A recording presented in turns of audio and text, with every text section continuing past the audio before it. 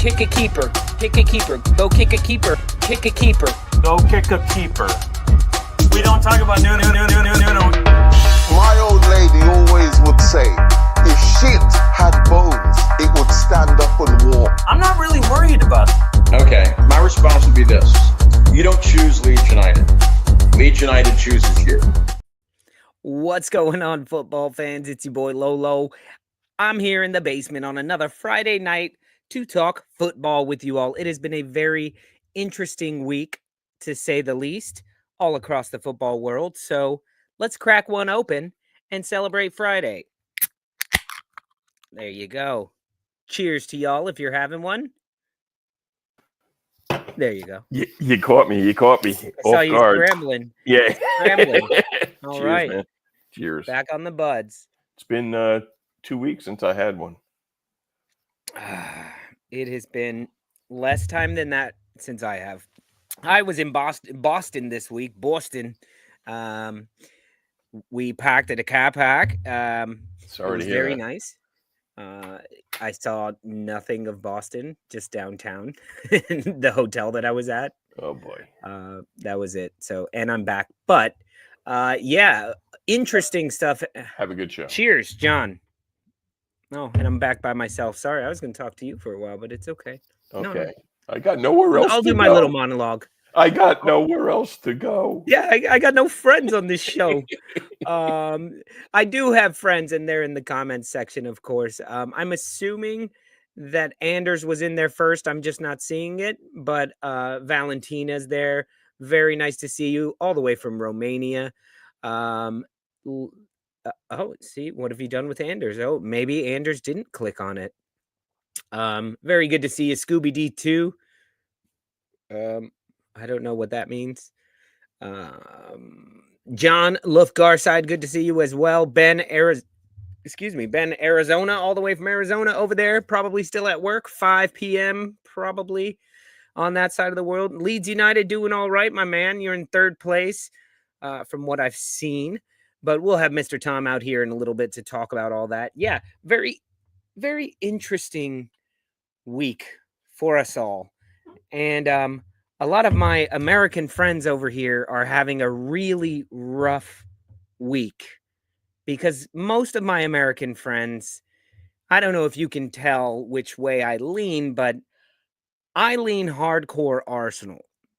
And most of my friends that I speak with are Arsenal leaning as well. And we had a rough week. We lost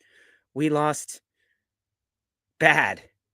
And we lost twice I'm just trying to remember if both losses were this week. And yes, they were. I had Mr. Tom and John in the background scrambling. But we lost twice in a week, and it was just so gut-wrenching. And it puts me right back into the way I used to feel when I first started watching Arsenal, and we weren't going to win every game. When we went to play Inter this week, midweek Champions League, I had an old feeling, which was, okay, probably not going to win this one. Okay. And that sucked. And then I got uplifted because you know what? That feeling is an old feeling because something has changed with Arsenal, and we are now on a different level to where, let's call it 3 losses in 5 games or something like that, with the midweek games that we played. 3 losses and a draw in 5 games is the worst run that we've had in ages. So I am now a spoiled little brat, because that is unacceptable to me. So I want to get all into what is wrong with Arsenal. Should we be actually concerned, or are we past it? Is this just a stepping stone, and we're going to have to get through this? So we'll get into all of that, and we will look ahead at the Chelsea match, because Chelsea, who were flailing about last season, parts of this season, now look a decent side. And I think this Sunday, going to Stamford Bridge, I'm going to say Arsenal are the underdogs. Currently, today, Arsenal are the underdogs. So I want to know what you guys think about all of that as well. And then we'll talk about Man City having an equal little bit of a slump where they've lost 3 times in the row for the first time in really forever. And Liverpool being on fire. And is that it? Is that the race right there? Those 3 teams. But let's get to it. I want to bring on my first guest tonight, and that is Mr. Tom, all the way from London town. What's up, Mr. Tom? Ooh. You cheers. How you doing, sir? Ready. Yeah, of course. I felt like I took a breath in the monologue. I thought it was one of your better monologues, sir. Oh, thank you. I wanted Tom to host the show tonight. Yeah, me too. And then it just out. I was like, no, you will host your own show, sir. Well, thank you for forcing that on me, Tom. How are you doing, man? How's your week been? It's really not been bad. I imagine it's been better for some than others. And by others, I too obviously mean Arsenal fans. I'd only ever mean Arsenal fans. City fans as well. They're not happy. Well, thank you, Nick. The City fans, they must sit there. I've had worse things said. Sorry. My fans in my chat. Anyway, sorry. No, in all seriousness, like you say, Man City, I believe it's their worst patch of form for about 5, 6, 7 years. Like the last time they lost 3 games in a row. Which is obviously a disaster. Pep's in and going, I'm out of players, or I've got too many injuries. Like, fuck off. Oh, Daddy Shake, give me 700 million in the summer, and then just say you've got a 600 million sponsorship deal or something. But wow, it was 2018 was the last time they lost 3 in a row. Oh, so it was 6 years. 6 years, you're right. Yeah. But I mean, it is what it is. I personally think it's a masterstroke from Pep. It's going to turn out to be a masterstroke from Pep, because when that manager then rocks up Old Trafford and then Pep still wins against Manchester United 7-1, that's that false sense of security is built by losing to him in a game that ultimately doesn't matter. Yeah. And I think it could be a masterstroke of going, hey, all we really got to do to slow down Arsenal is slow down ourselves. It's like when you're in a race like that and you start to slow down a little bit to give that guy false confidence, and he slips up a little bit, and then they can zoom right past us. Same thing with Liverpool, except they're like, look, we know if those youngsters who are just together, that new-ish Liverpool team, if we let up for a little bit, they're going to take off and be like, yeah, and go above and beyond themselves, and they're not going to be able to maintain that. So they're like right there in the middle. I think they're doing great. We're falling apart. We're bottling the league in 10 games into a season. And he's going to give it to Liverpool knowing that they can't sustain it. Meanwhile, he's going to turn it around and go on a 20-match run of wins. And we'll all fucking hate City again. Well, obviously, Man City are going to go on their customary 4-month win streak, of course. Like, you know, like as clear as like the sky is blue in the day and dark at night. Like, that's what they do, right? But in all seriousness, your team just keep playing games, keep winning. Like, that's all you can do. As fans, you can not affect it. Yeah. Well, I mean, can't. Home fans and away fans can affect it, though. Yeah, but I mean, you as an individual watching on television, and I'm not digging out people that don't go to the games. That's not the point. Don't forget tweeting, lots of tweeting. Well, yeah, but to be fair, they don't stop the game halfway through to then read out the tweets, do they? They should be just live tweeting the game in the stadiums. Like if it was played at Cowboy Stadium, Yeah. in Texas, they would have live tweets going around like that just to let Yeah. everybody know what they think about that. Like, As I was saying that about not stopping, I was talking myself into. They should actually do what I'm saying. Like they should actually stop the game halfway through and then run all the tweets. But then the game would last 20 hours because the internet's successful. Because then and they'd just go, oh, just check imagine, Tom, Instagram. just imagine any VAR decision, Yeah, any referee mess up, the tweets that would be just scrolling across the pitch. Maybe you should put them great pitch idea. side low, Yeah, so we yeah. see them on TV the whole time. Because you would then end up with this absolute fantastic situation. Sorry, John. Let me just finish this sentence, please. Go Where ahead. basically someone like Jack Grealish will be stood next to a tweet insulting Jack Grealish because, like you say, it's on the mollard going around the pitch. But it could be any player. But the timing of it, the internet would find it just like that. I think can't what put should my happen when the ref is looking at the TV screen for the VAR, that's when they should scroll across the bottom of the screen. Michael Oliver, you're a wanker. Yeah, That would be awesome. it won't be the worst thing. Yeah. But it would be quite Big up to funny. all the new guys, new people in the chat as well. Nick, good to see you. Daniel, Anthony, Rosie's in the house. Very good to see you all. Yeah. So what do you guys think? Should live tweets be shown in the stadiums as matches are going on? We're proposing this on the next ballot that Tom and I are allowed to propose things on. So it might be a while, but we're going to put it up there. I think that would be a great idea, Tom. In a horrible, horrible way.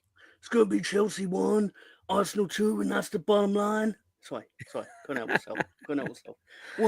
What? Anthony's yelling right now. He's all caps. All caps. He's wrote that as if he's stone cold. All right, so you leaned over talking about City. Tell me about what are your thoughts about Arsenal right now? We dropped to let's go. Doing all right. Let's go all the way back to Bournemouth. We lost to Bournemouth.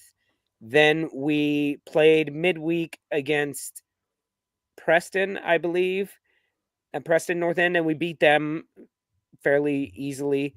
And then we drew with Liverpool in a match that we probably should have won. Most people would say we played better and probably deserved it.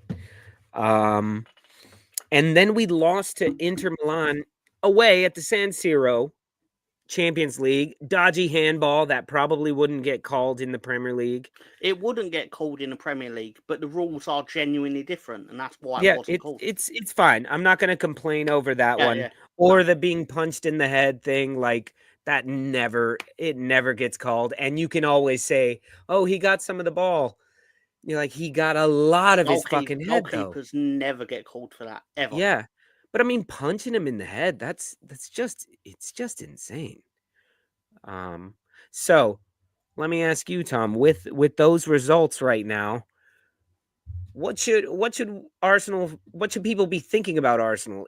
Are we done? Is this us now? Are we on a downward trajectory? Did we hit our heights the past 2 seasons? Or is this just a blip?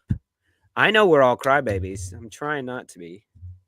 I'm not gonna like piss on your head and then tell you it's raining, kind of thing. Like, obviously, it's not great to not lose 3 like games in a row, kind of thing. Like, it's not great, but at the same time, like, it ain't like you lost to the team that were bottom and then Man City put 8 goals past them. You lost to a team and then Man City also lost to that team. So there's obviously something got to be said about that team is actually not that bad. Yeah. And we'll see when we all play Nottingham Forest as well at home, because Liverpool lost to them and they were getting a lot of stick. And now it's like, wait a minute, we're 10, 11 matches in and Nottingham Forest they're in the top 6, aren't they? Nottingham Forest, they're 3rd, aren't they? Oh, shit. Ew, that was disrespectful saying top 6. I mean, if they don't win at the weekend, they probably will be 6th. No, they're 3rd. Yeah. I mean, still super tight on points right there. Like anyone, like 4 other teams could jump over them if they get a bad result this week. But Yeah. Well, obviously, But- Arsenal and Chelsea can't both all pick up enough points to go above them. but still, most people say like I don't look at the results or the table or anything until about 10 matches in, and we're 10 matches in, and Nottingham Forest, they got 5 wins. They've won half of their games, and they've only lost once, and Liverpool was in there. So we'll see when we all have to play them. But yeah. Oh, where's Leeds? There's Leeds.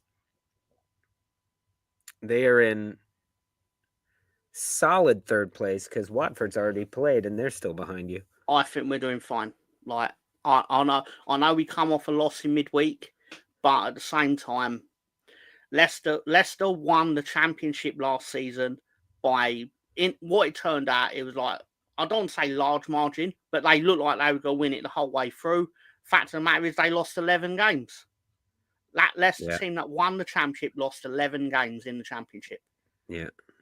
It's not like we've lost loads of games. We've lost 2. Should we lost them both? Probably not. I mean, saying that, I don't really believe we deserve to get anything at Millwall on a what do you call it?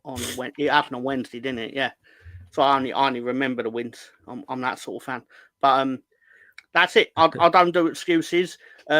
Leeds went 1-0 down, and as usual, when we go 1-0 down, we then get to pass it around the defence, but not through the defence. And that's basically, Leeds don't score first in games, we don't win the game. Generally speaking. That's it. Stay tuned for more genuinely heartfelt and brilliant analysis like that on Sundays at 9. Sundays at 9. Check Sundays out at the channel. 9.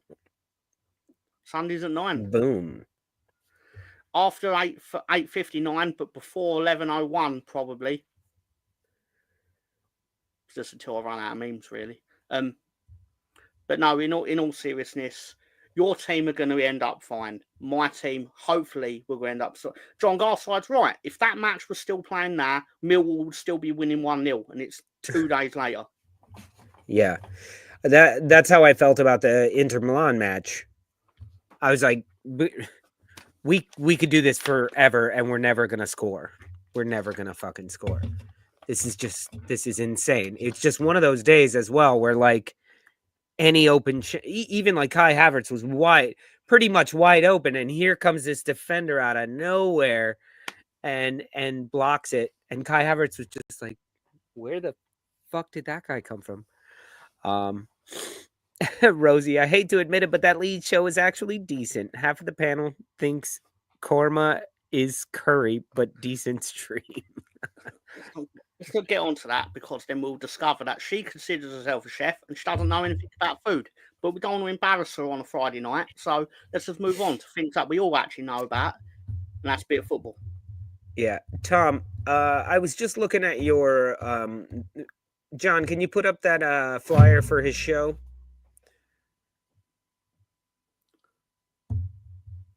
Yeah, so I was seeing this double wham, you guys. Oh, because you're going to talk about both games.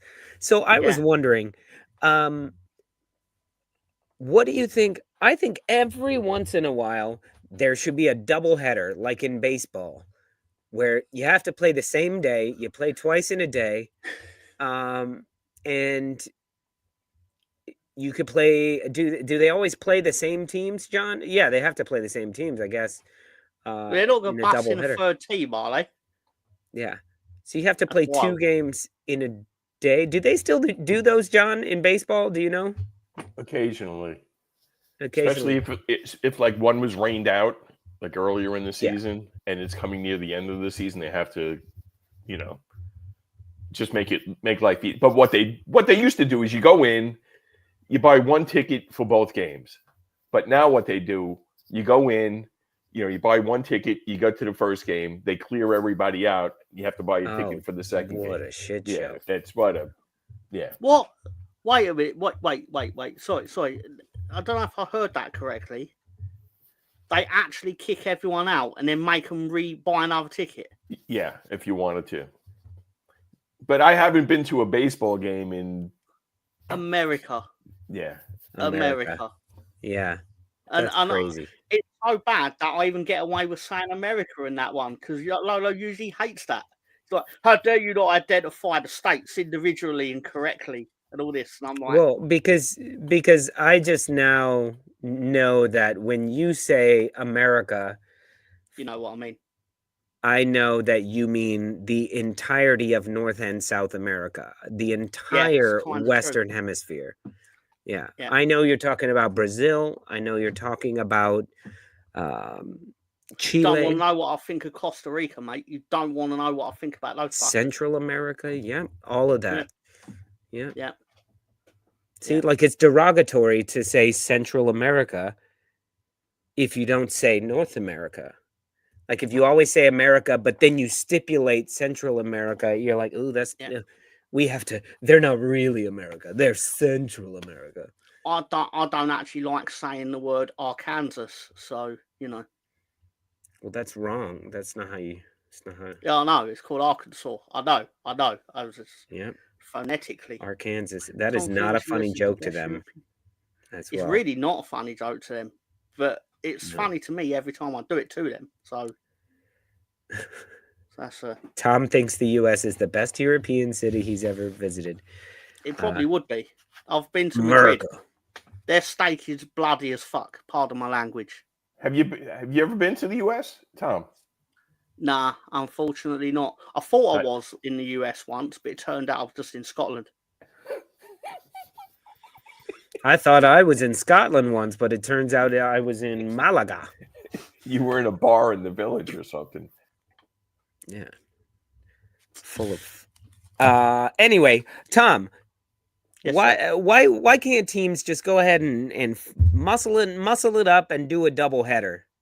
That'll show the real fit people, you know? I agree with you. I think they should actually do that. I genuinely think they should do that, especially in a football climate where everyone's complaining we're playing too many matches. I'm like, I'm hearing your concerns, but I'm actually going to do the opposite of what you want.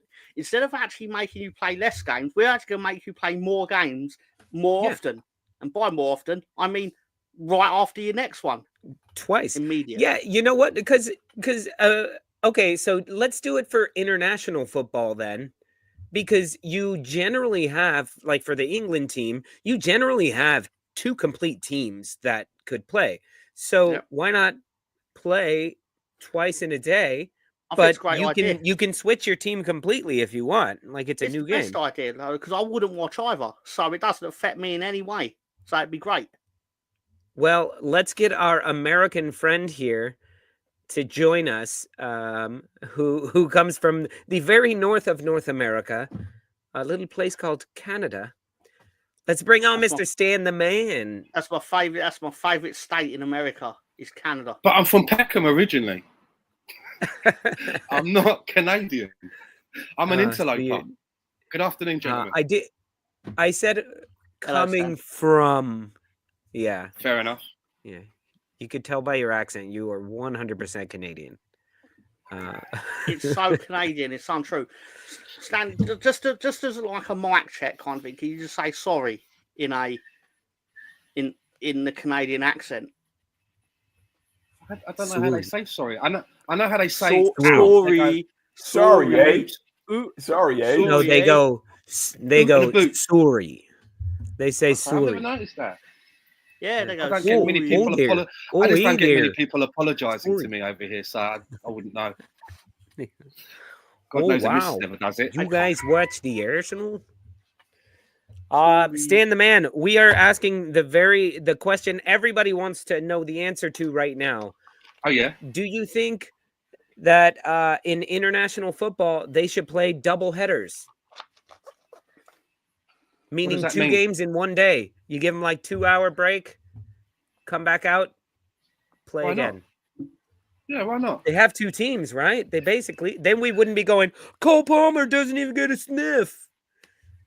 I mean, I'm sure at the Emirates they do things like that. In the Emirates Cup thing in the summer, they do that. They have continuous kind of games, I think.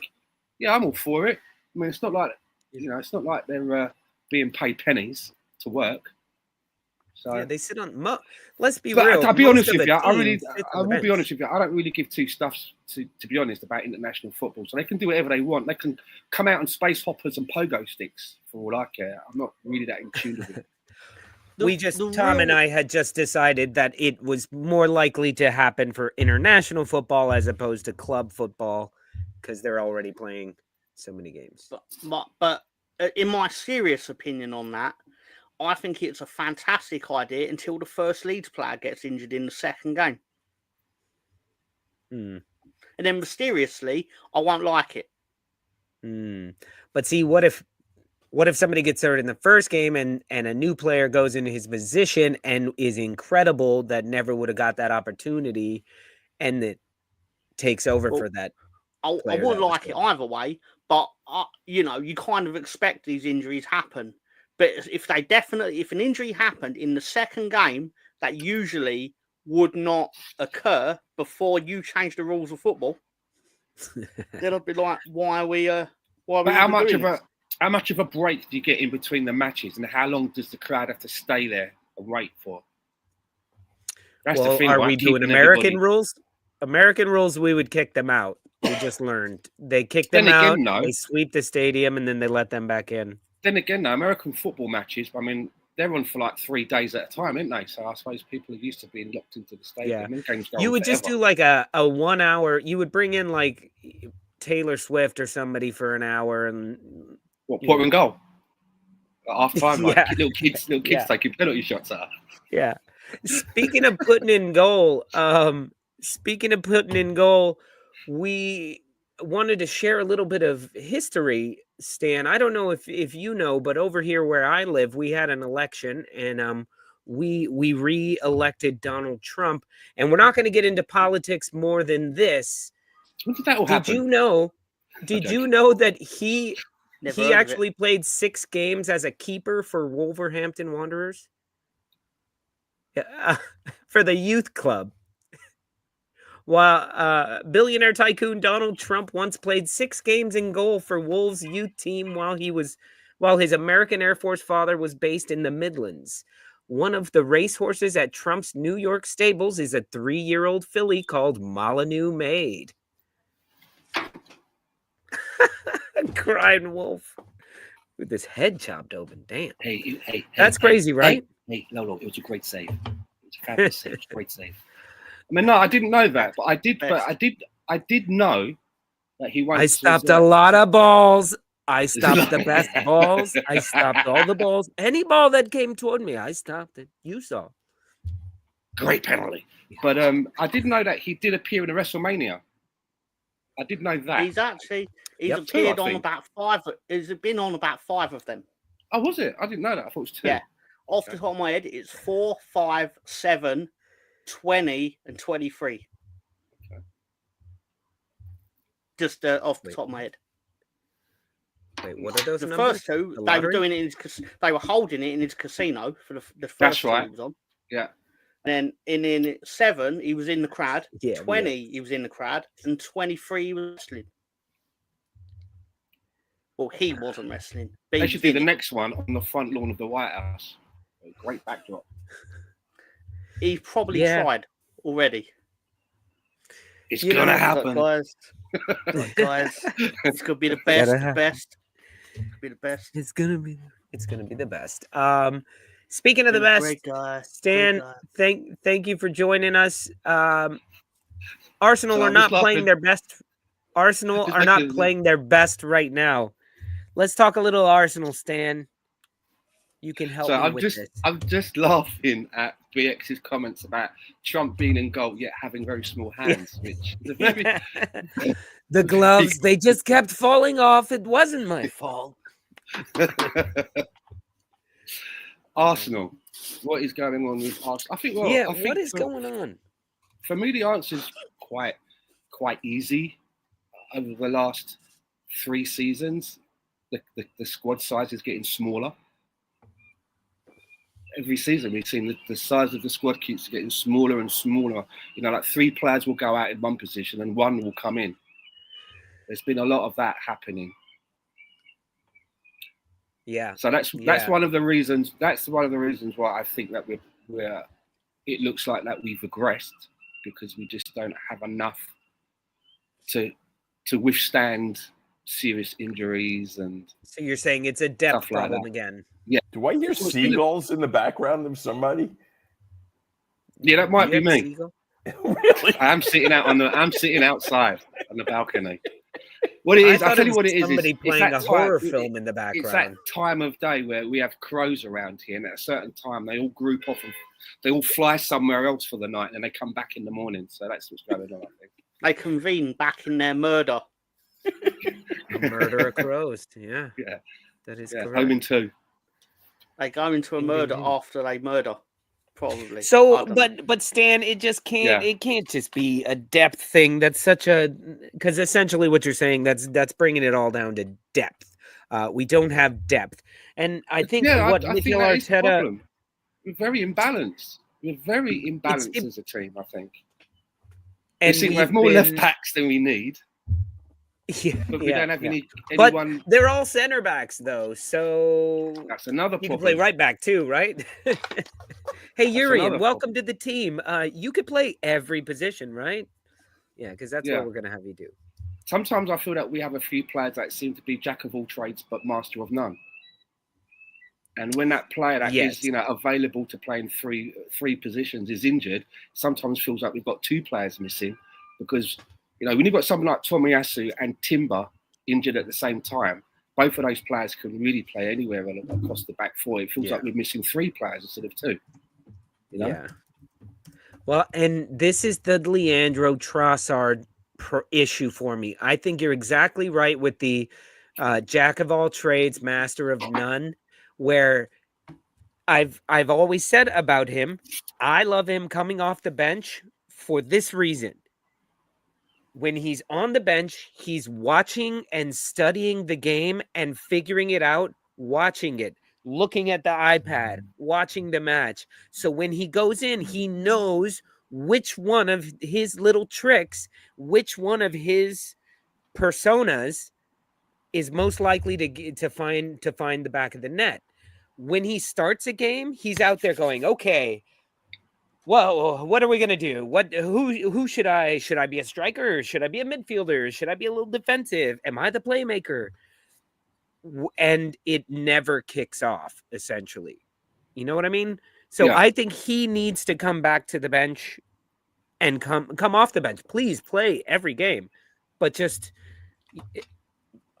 like he needs to be him and Martinelli are both starting, and I think Martinelli needs to be starting, and Trossard needs to be coming in for him every game.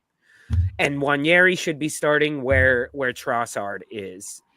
That way Kai can stay up front, because with Trossard there, they're going back and forth, But even with you say we can put Kai up, leave Kai up front. Is that really an answer? Because for me, it seems very streaky for him It's the being best in that answer we position. have right now. The best that we have, yeah. And here's the thing: at the beginning of the season, it was streaky in that he went like 7 or 8 home games scoring. That's a good fucking streak, and that's In a when home we game, were yeah. healthy.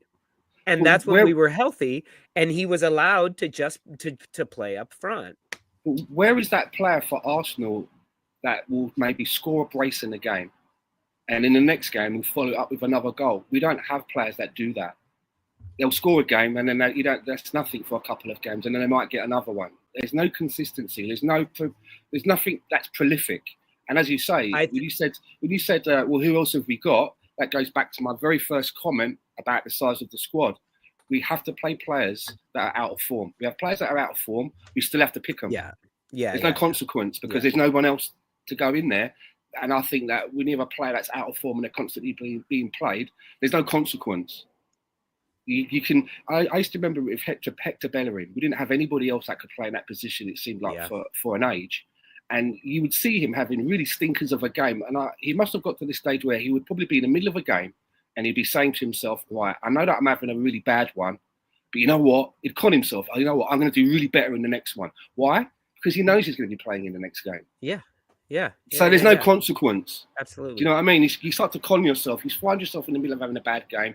You can say, well, I'm going to do much better in the next one. I'll see this one out, but the next game, I'm going to really... You're conning yourself. Yeah. You know? Well, it's tough because I feel like all these problems that we're mentioning but they're actually part of Arteta's plan and his whole scheme. He got rid of a bunch of people and got really narrow focused with the type of personality that he wanted to be. Am I allowed to take part in this, Lolo? Not yet. Not yet. Just thought I'd. So, but I'll throw the basically, idea out there. as I've said forever, Arteta doesn't need a 20 to 30 goal striker. He wants 6 or 7, 10 to 20 goal players, because then if you don't know who's going to score on you, you can't stop us. I get that. And when that works, it's brilliant. And when we went on that streak of like 30 goals in 4 or 5 games, like everyone was scoring. It wasn't one player. Like right now, Erling Haaland is on a bit of a slump. They're not doing so well, huh? You know? Anyway, Tom, what would you like to say now that Right. I'm done? Because you was talking about Trossard, right? I thought, right, I've got something to say about Trossard. So what I'd like to say about Trossard is, I don't know if I'm right, because just from what I have seen, which isn't much, I get the feeling that he spends his time on the bench and then he comes on and he scores a goal, and then the discourse begins. As soon as he scores, it's like, should he be starting? Why can't he start the next game? He should start the next game. Yeah. And then he does start the next game, and then you sit there and you realise, oh, yeah, that's why he's actually on the bench. Exactly right. And I don't know the right word for it is, but it's a perpetuating cycle. A vicious cycle that will never end. Yeah. Now this is the fucking problem, Tom. You're so right, and I'm glad we let you in this conversation. I'm glad to let me in it. But here's the problem with football players is every single football player just wants to, they need to be starting. You need to be starting because that's how you're going to get your next contract. That's how you're going to get to a better team. That's how you're going to get in the record books. You need to start. You need to play. In baseball, you have people who make a career being a mid-relief pitcher. That means you rarely get the win. Like the pitcher comes in, pitches 6 innings. You come in and pitch 1 or 2, and then the closer comes in and gets the save. You get none of those stats. You just come in and play. But you know what? You are goddamn happy to take that role. And I think there needs to be players who go, it's not just that I'm an old player and I'm slow and I can't last an entire match. It's that this is my job. This is my very specific job. Are there players like that anymore? Yes, Mark is okay. Thank you all for asking. He just moved houses. I helped him move in today, and he's all over the place, so he took the night. Anyway, why aren't there more relief pitchers, mid-relief pitcher style people out there, players? Something I'd like to say as we're still talking about Arsenal is that over the past while, whilst Odegaard has been out, it's been obvious that I think I've got an understanding a little bit of how Mikel Arteta's mind works, because he's standing there and he needs to put a player into one spot, and he's looking at Nwari and he's looking at Merino, and he's thinking, right, which one of them am I going to play? On the one hand, I've got a guy here that costs over 30 million. He's won a European Championship. He's a regular starter. He's a name. The other one, though, is a kid. He's waited a long time for his chance. He could maybe he can wait a little bit longer. I'll go with the name. The problem there is what he should have done is he should have looked at both players, looked at what their traits are and their abilities are, and picked the player which was the better one for the fit of the team. And what we were clearly missing is a player more that has a skill set about Nwari. I can't even say his name. Nwari, sorry. It's Nwaneri. Okay, I'm going to go with Ethan. I can say that. So he didn't go with Ethan. No, I saw him do a little pronunciation thing of it, and he said it's Nwaneri. I get it, but then I wake up the next day and I still forget it again. I still get it wrong. So I'm going to stick with Ethan. But I think that's what he's done there. You know, he's gone for the name and the one that costs the money, and rather than looking at traits and what's right for the team at the moment. I don't think so, though. I don't think so. But we needed a creative player, right? And we lost our captain. But on the pitch, you're saying I need to fill this hole. Here's a named player and a youth player. They're both very good. And I went with the named player, but it's not that. It's Martin Odegaard's position. It's our captain's position. So the thing is, we lost a captain. So now it's not just the name and the 17-year-old. It's he can be a leader out there when I need leadership right now. So I think that's probably what tilted it in his favor. Okay, but if Odegaard's going to be coming back any week now, all of those minutes have been gobbled up. Where's he going to get his time now as Odegaard's coming back into the team? I think there were plenty of fixtures where... Yeah, I think you're right. He could have got absolutely more than 5 minutes. You know, no point bringing the guy on at 85 minutes. You give him a little bit more time, especially if it's a game that we're in control of. And I think all of those minutes now that he could have had, has been gobbled up by other players. And he could have been worked into the team better, I think. Yeah, I think you're right. I could. Sorry, hello, God, of course. Yeah, in all seriousness, I could be wrong here, but I do feel that there's an aspect of it where Nwaneri is not one of Arteta's kids. Yeah, Ethan is not one of Arteta's kids. For like his loyalty to Eddie and Nketiah was commendable, but it was partly because he was in the youth system when he became manager. I could be wrong, but I feel like he was loyal to that crop of youth players because they essentially got him started at the club as the head coach, and then they promoted him to manager. I don't see that at all. No. I see Arteta is a much more ruthless manager than that. I don't think he's sentimental at all. No, but it enabled him to get his stamp. And you know what? He got rid of a bunch of them because they helped them being well. They were at enabled him to get rid of the Aubameyangs, Ozils, etc. And it worked in a transition that didn't backfire on him at the time. And you know what? He got rid of all of them except Nwaneri. So he gave Nwaneri a new contract, and he's the one that's kind of fast-tracked him into the senior team or put him in there. He's the one that put him on when he was 15 years old. I would say he's an Arteta player because of that. Yeah, fine. But just from my feeling, he's not so very...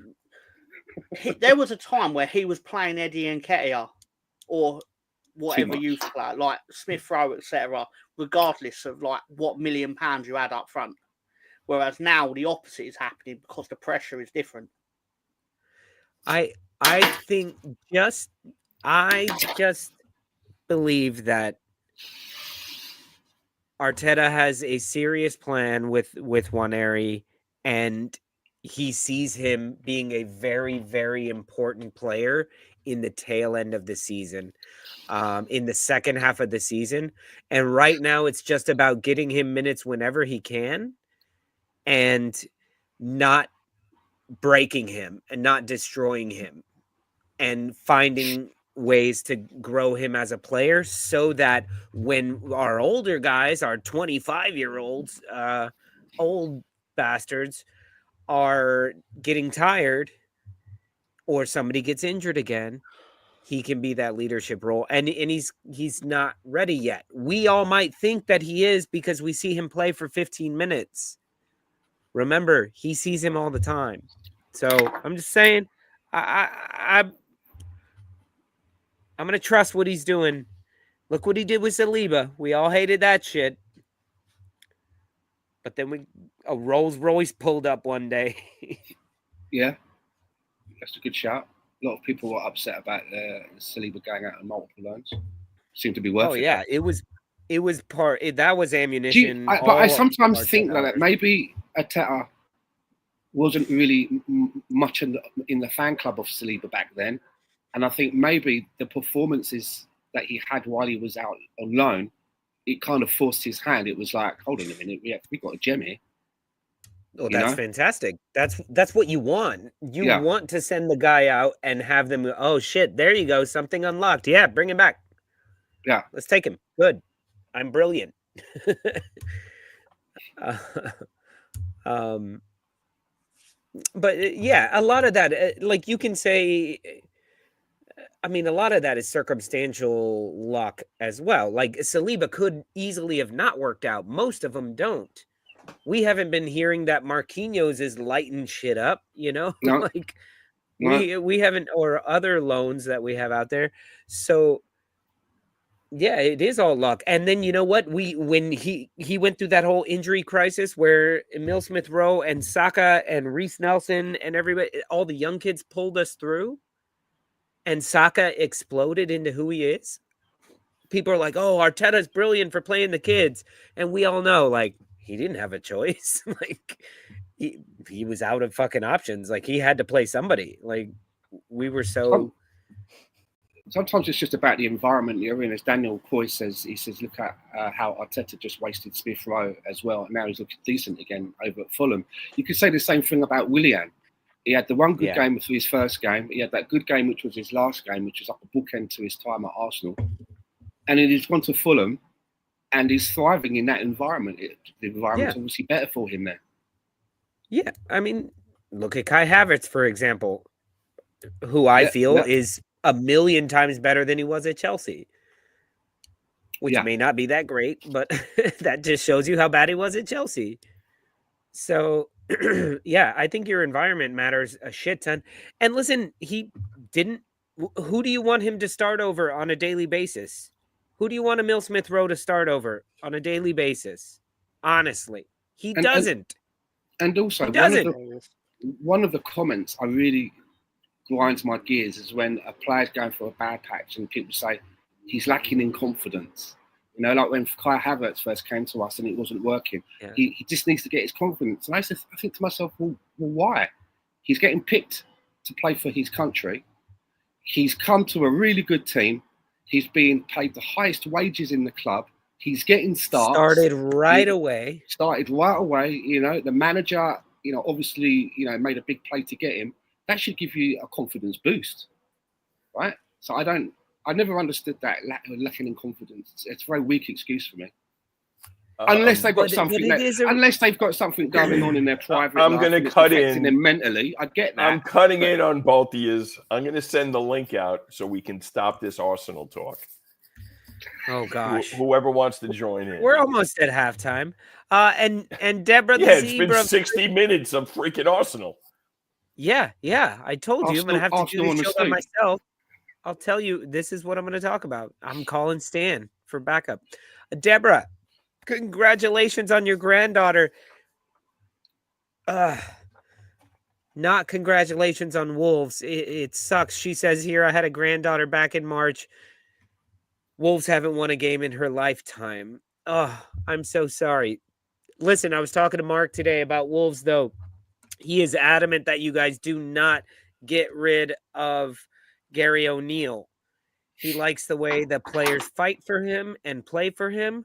And I'm in agreement that this run of 10 games, if you look at those, like, honestly, how many of those should you have won? It is an incredibly tough schedule that Wolves have had this season. And I think maybe you win 2 of those.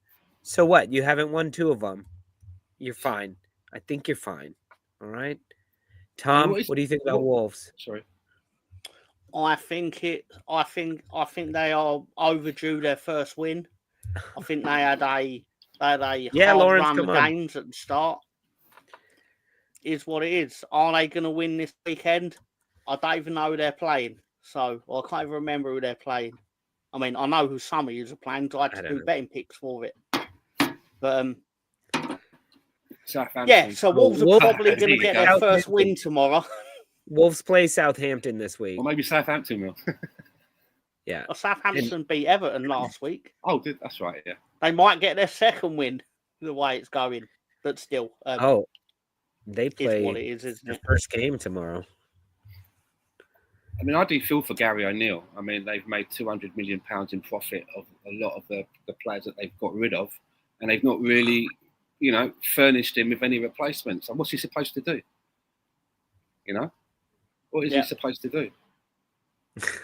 Sorry, Ben.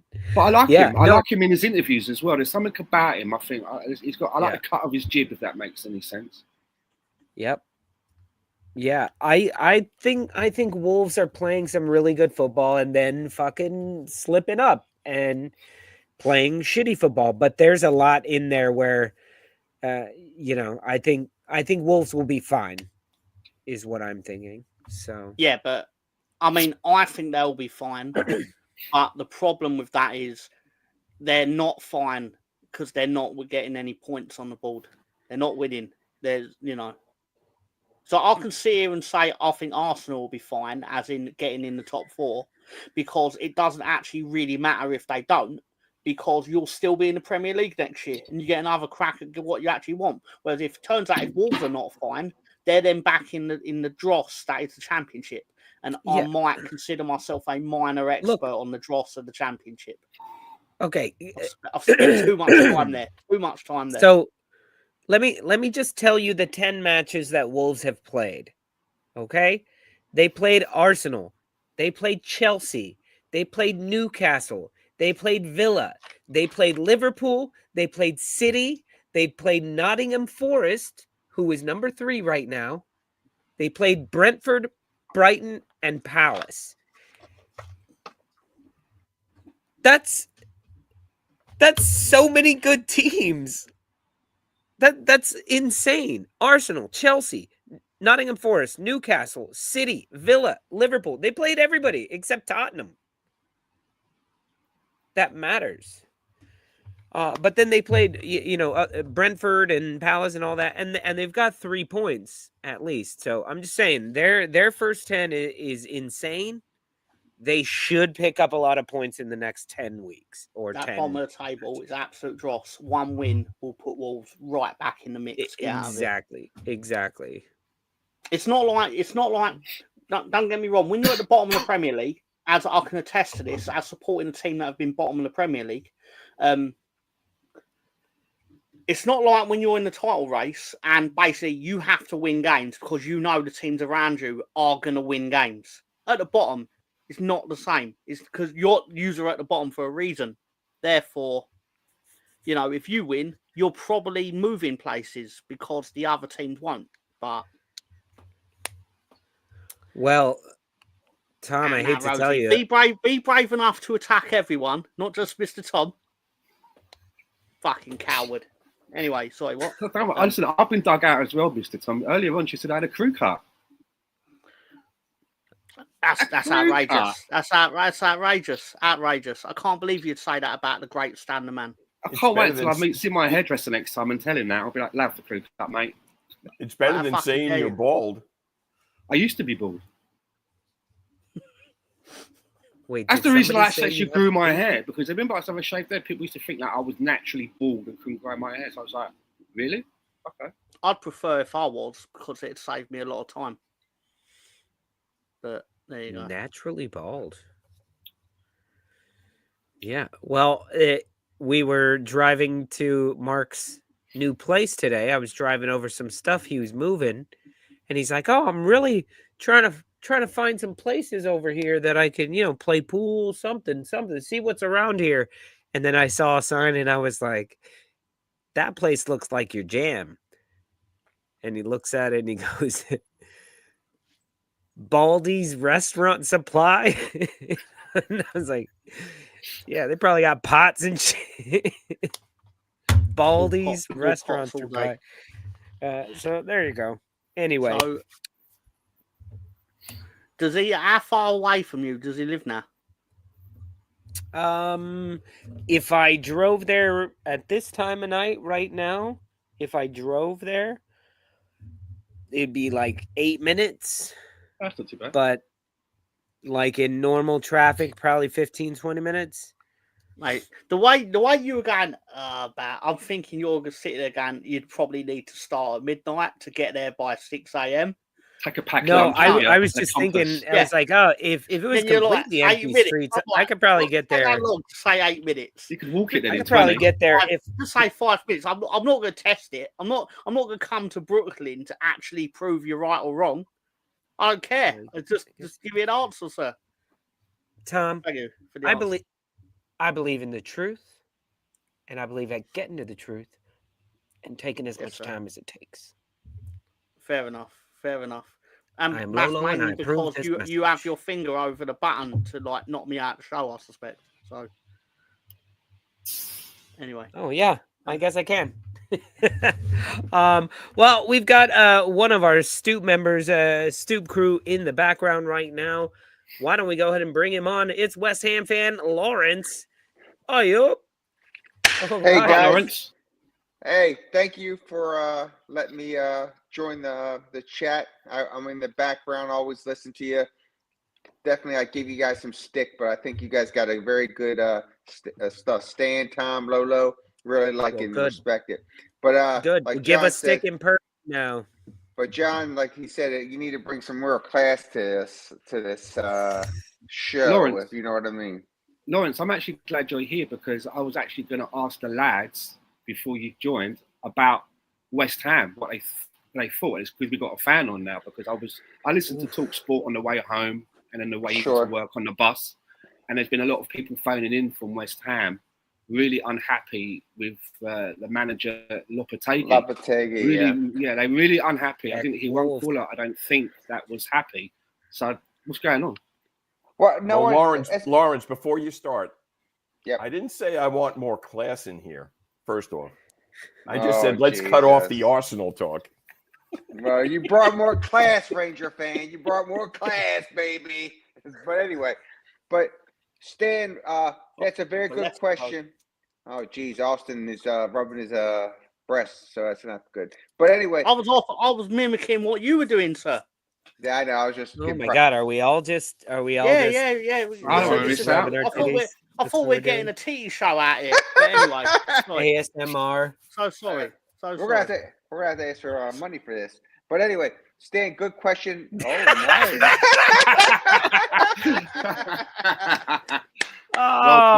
Well played. Okay. And that's been our show tonight, guys. We gotta go. Fucking, you know, You can't beat when that. you drop You one can't like beat that, that. you gotta end the show. Cut the stream.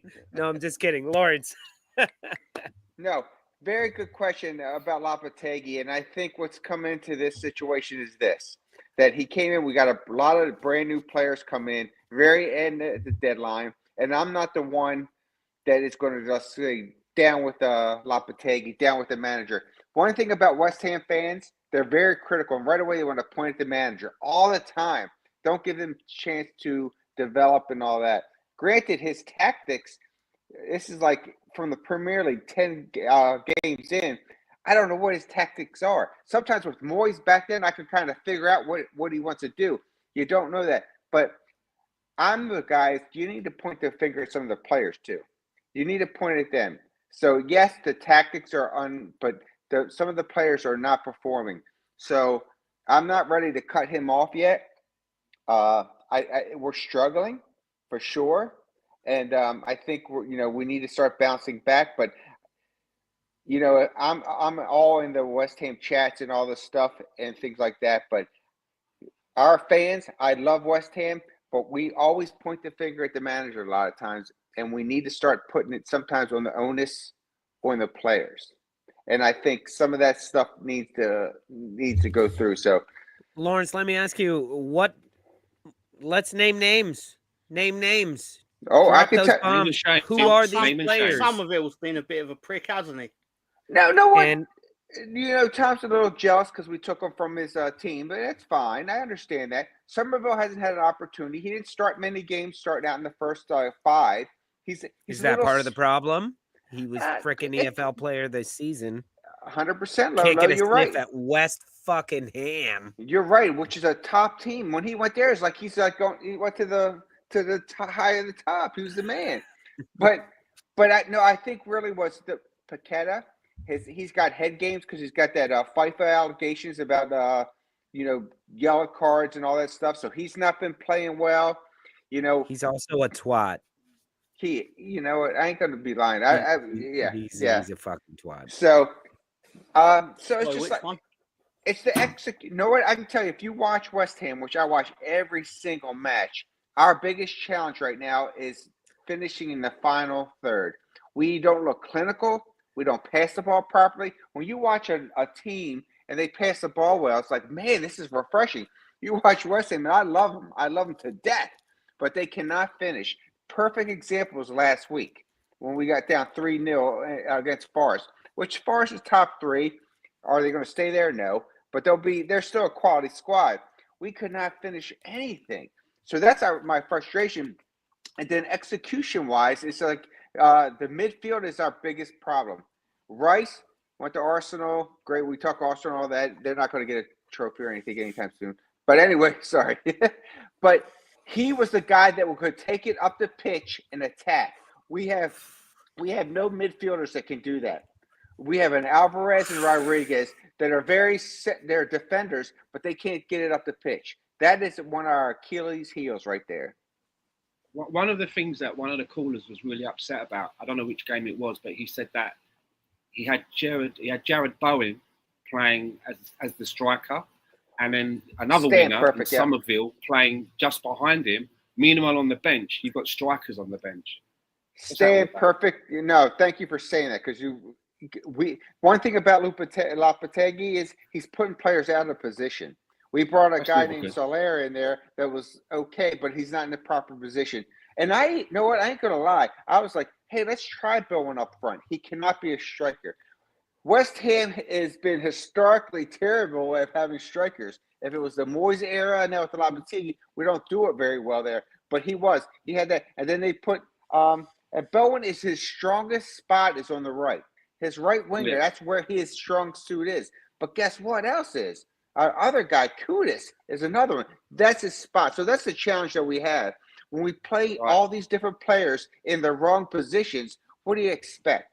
Yeah, you got quality people, but they're good in this position. Now, I've always challenged, hey, let's try Kudus up in the middle or 10, because he could do something there. But they put him in the left. That's not his strong suit. So you hit it right on the point, Stan, because the problem that we're dealing with West Ham is we have some talented players. We have actually depth, I thought, but we're not putting them in the right spots, in the right positions to do the job. And that's been our challenge. And again, 10 games in the Premier League, I'm still going to give Lopetegui a little bit more time.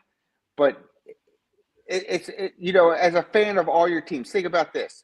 Usually going into the week prior, your manager, coach long enough that you can figure out what he's thinking. I could even do that with Moyes. With this guy, I have no freaking clue. We have no clue what he's doing, what his tactics could be. It could be a 4-2-3-1. It could be a 4-4-2. It could be, it's so bizarre. Usually you get figured out, and that's probably the problem. All right. Who else wants to come in so we don't hear Arsenal talk or West Ham talk? Jesus, you just don't want to hear anybody fucking talk. Well, a bad week, John. Bloody hell. John said that John's had a bad week. He's had the best week. He's had the best week, if you know. But anyway, well, let's take a pause here, guys. It is the halfway point in the show. Lawrence, don't go anywhere. You can stay here for the second half of the show. Absolutely, we're going to get into we're going to get into our predictions for week 11, and we're going to do betting in the dark with Mr. Tom.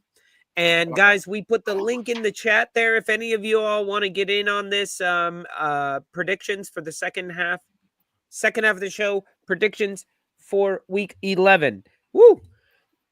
Need another beer.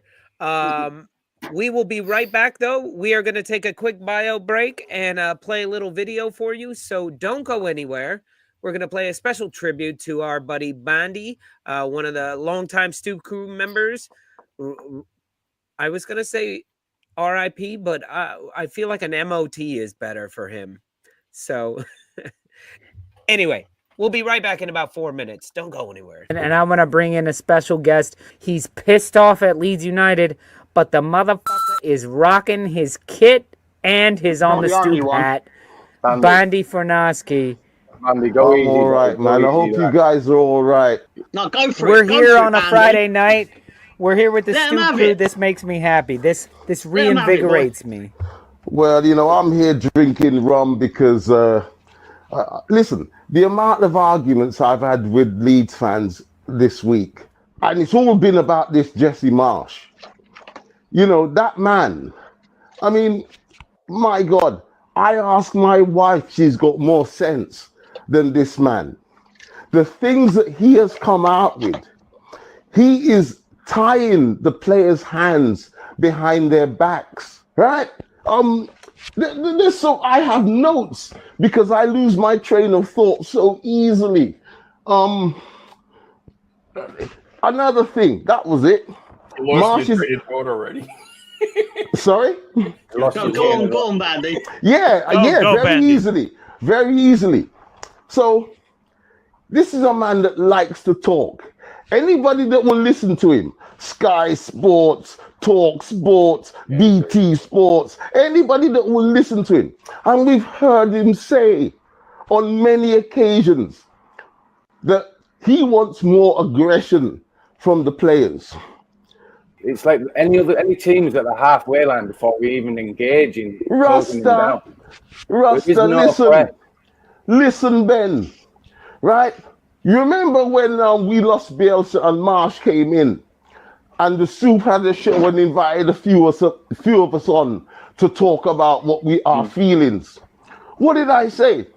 I said, well, the onlyest thing, because I was so upset to lose Bielsa, I said the only thing really is that Marsh may come in and play 2 centre forwards and be aggressive in that way. But we've not seen that. We don't get over the halfway line. He was so glad to come to Leeds, right? He's so glad because he could have gone anywhere else. So many different jobs he could have had. He said he could have been the USA national team coach. What a prune-faced punk rocker. What a prune-faced punk rocker. You can put whatever you like aside, Ben. I will not. No, I get it. No, Ben. The man talk a good fight. I'm thinking to myself, is there something wrong with me? I'm watching the games and I can see the flaws, and yet I don't hear no noise from the fans. Is there something wrong with me? And I'm saying, what foolishness is this? Listen to this, right? Look, there's an apple tree, right? The best apples are at the top. Now, you can get a stick and throw the stick at the apples at the bottom, or you can climb to try and get the apples that you could reach. But they all got maggots in them. They're rubbish. The best apples are at the top. Let you go higher, yeah. The best apples are at the top. As you said, Ben, you set your goals higher. So you might not get the apples at the top, but you're going to get something. You're going to get something better than the maggoty ones at the bottom. Hold on, Bandy. I'm sorry. Do you have notes? Yes. He's like, next slide, please. Next slide. Exactly. People were saying for about 150 an hour, my wife can put that into a PowerPoint.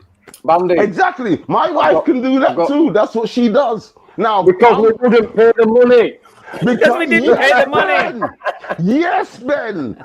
We wouldn't pay the kiss me ass money. Right? Yes, Lolo, you have to write something for that. Pay the kiss me ass money. Right? And that's what happened. You can't blame Bielsa for that. Much love to Bandy. Great to hear his voice on there. And surprised John didn't use the Bandy gif on me. This is a man that likes to talk. Anybody that will listen to him. Yeah, because I probably could have used that earlier. That should have been on there like half an hour ago when you and Stan nearly killed the audience. You nearly killed them all to death. Hey, killed them all stone dead. Tom, I don't think you understand. This show is about drinking and talking to your friends about football. If people want to watch us doing that, they are allowed to watch us doing that. If they don't want to watch us doing that, they don't have to watch us doing that. But they also have the right to tell you that they're nearly going to die while you do that, and they were doing that.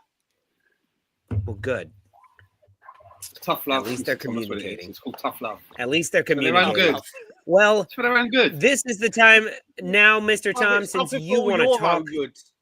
You want to talk so goddamn much. Let's go ahead and get started with betting in the dark with Mr. Tom. Where's the duck? Where's the... Betting in the dark with Mr. Tom. Come on, love, place your bets. Yes, it's betting in the dark with Mr. Tom. This is our betting segment where we ask Mr. Tom to get us the craziest, wildest bets that he can find that can turn $1 or £1, which is equivalent with today's conversion rate to $1.30. It's getting better for us. Oh, it's a good start to 47. Good start. The Where's Spawny edition. Just remember, these bets, we do not encourage you to place money on these. Like, don't. They're crazy. They're wild. They're not going to hit. But then we're also saying it's only $1. It did. So, oh Lord, one time it did, and Mark won like $800. So, but Mark has lost a bunch of times as well. Let's hope it's less than 800. So, anyway, take it over, Tom. I'm going to shut up. When the fun stops, stop. Now I know you're all looking at this thinking, Tom, you're trying to take £1 out of my pocket and leave me with nothing. I'm like, yeah, that is kind of true. But at the same time, Villa got fourth somehow. They had to beat someone to get fourth, and they might beat Liverpool at Anfield, and they might do it 3-1, and Duran probably did a 40-yard shot into the top corner or something. He might not even start. He doesn't have to score first. Liverpool get a penalty. And, the first part of the bet's coming in, right? No, and they'll get a penalty. I like this bet. I like this bet, Tom. And if that's the return on it as well, I know because it's a specific score. But probably even if you only did like Villa to win more than 3 goals, Salah first, Jean Duran, you'd probably get like 100 on there, but I like that. I'm going to take that. Hey Tom, is that in Liverpool or at Villa? It's in Liverpool. Oh, because in American sports, the home team gets written second, don't they? Well, no, it's fine. No, I've learned in the English sports right now. I would say 3 would be Liverpool, and then because that's how you guys do it. The home one's the first, and then your second's away, right? Yeah. But the way he worded it was Aston Villa to win 3-1. Ah, gotcha. No, I gotcha. No, that's cool. That's a tough one. It works that way as well, but no, I get what you. If it said final score, gotcha. 3-1 Villa, that's a little. Weird, yeah, but if I did Liverpool to win 3-1, Salah to score first, I'll be sitting here going, guys, do Liverpool to win 3-1, and it'll be Salah to score first, put on £1, and you'll get £9 at best. 9. And then Lolo send me a message going, Tom, what the fuck are you doing on my show? Like, ask for crazy bets, not things that are definitely going to win and pay you fuck all. Pardon my language. No, I got you. I think it's Anthony said that he won one. Anthony said he won last week. What was the bet last week? No. There's no way he won. There's no way he won one.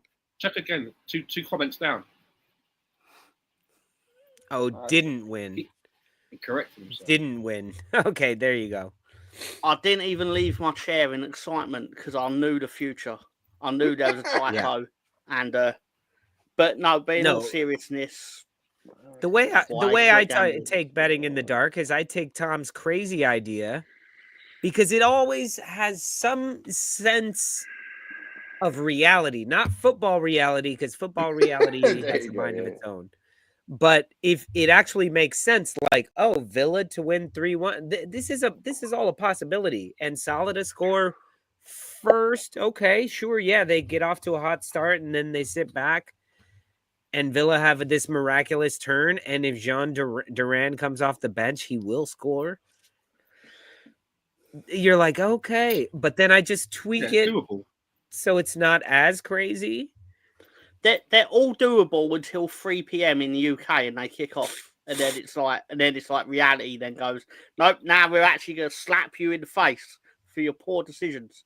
I'm like, well, thanks for Yeah, but that. if you broke if you took Mr. Tom's balls deep bet Whoa. and did more of a like a wussy bet, you would be like Villa to win or tie, more than 2 goals, Salah to score and Duran to score. And then you'd only get like 50 to 1 or 30 to 1, but it's still kind of the same idea. It's just with some safeties in there. Well, I tell you, I like Duran a lot, and I tell you what, we wanted him at West Ham, and we were too cheap to give a little bit more. Maybe would have got him. And does he come in and replace Watkins, all that? But I still see a 3-2 Liverpool victory here. Sorry, there, Tom. No, that's fine. And for any football fans could take any excuse to slot their a story about their team into anything. And Lord knows, I'll do it 100 times. Stan and Lolo have never done that. They've never done it. I didn't do it. I didn't do it. I didn't do it. I've never done it either, despite the fact that I've already got 46 stories lined up. I do it all the time. I'm just saying I didn't do it this time. Well, yeah, because you started it, so you can't introduce a story into it. Like, because it was already about Arsenal. Anyway, if you don't mind, before you go on to the second one, actually, no, the thing I've got to say is before the third one. If you don't mind, Director John, please, the second one. Here we go. This is my what has Tom been smoking of the week. What but the heck is this? Ipswich are due. They're due, baby. They are due. I'm telling you. They are due a win. They're due a big... and the goose to bed. And I like no way in the world for them. I like that. If it happened, you'd all fucking love it. How do you like that? There's no way. I do like it. No, he likes it because he wants it to happen. Well, of course, wanting it to happen in reality is two different things. Well, yeah. I mean, they really are two different things. But personally, Ipswich... I'm furious that they didn't win last week because they cost me the magic 3. I would have had everything else correct. But then they had to Ipswich it up in the last minute. I like it. What's that striker's name? I like the striker that they have. That he's pretty quick. What is his name? I've lost it. No. Modic or Delap? Delap. No, good spot, Lolo. Delap. I really, he's quality. He started off really strong. Good. I like him. Tom, I know you just have to, because you're bound to be right one of these weeks with Ipswich actually winning a game. That's my theory. Lord, I would love this. But no, as much as this sounds like I'm lying, I genuinely think every team has that one big, every newly promoted side has that one big statement win in a season. Like no matter how silly or everything's all relative. Like Barnsley won at Liverpool in 1998, for example. There is always a win that has you going, whoa, I didn't expect that to happen. Yeah. This is going to be the one which you didn't expect to happen. I mean, it probably won't. I'd love it. But I'll sound really clever if it did happen. So I'm just saying it in case I end up right. And then, I'm not a big Spuds fan, but I think after them losing in midweek, they're going to come in strong. I see them. I see them take care of business. I've got a club for you. I've got a club for you, mate. In all seriousness. How much do you like punishing yourself? Sorry, not to get too personal too quickly. Welcome to the show, Derek. Depends on the bank holiday on a Monday, Mr. Tom. Go on. Fair point. Derek says, "What's up, fellas? As a new fan of soccer from New Jersey, I'm looking for help on who I should make my club. No Big Six or number Big Six. Depends how you read it. Yeah. Brighton, Bournemouth, Fulham, or Palace. That's a weird That's 4 teams that shouldn't be Premier League clubs, but somehow are. Yeah. I'd say Fulham. Yeah. If I were you, I'd go Fulham. Only because that's one of the stadiums that I would love to go to. Craven Cottage. Yeah, take your chinos, get your cheese board, you'll fit right in.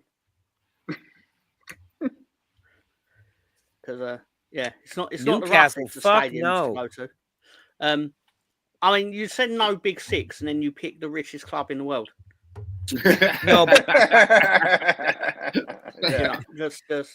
I'm not trying to embarrass anyone. Just using your I own feel like if you were to criteria. pick a club like Newcastle, I feel is one of those clubs that you really have to have some connection to, and because their fans are so intense, like you got to be ready for that.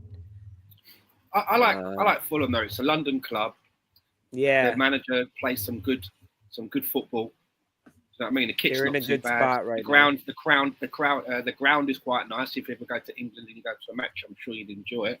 So I have the ones that you've like selected. I'd go with Fulham.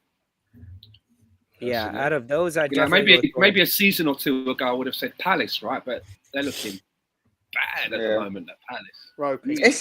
Hey Stan, they started out. They had the end of the season. They had all those great players, and they were one of the strongest teams to finish last year. And then they got rid of a couple players, and it's just they've been disappointing now. They did a terrible job managing that club going into the end of the season to this season. It's sad. Yeah, it all went wrong when they bought Eddie. Yeah, right. I'm thinking just a bit left field. I know you said no big six, but there's a club sitting in 13th that probably could do with your support. They're called Manchester United. No, don't do that, mate. Don't do that to him, Tom. Don't stitch him up like that.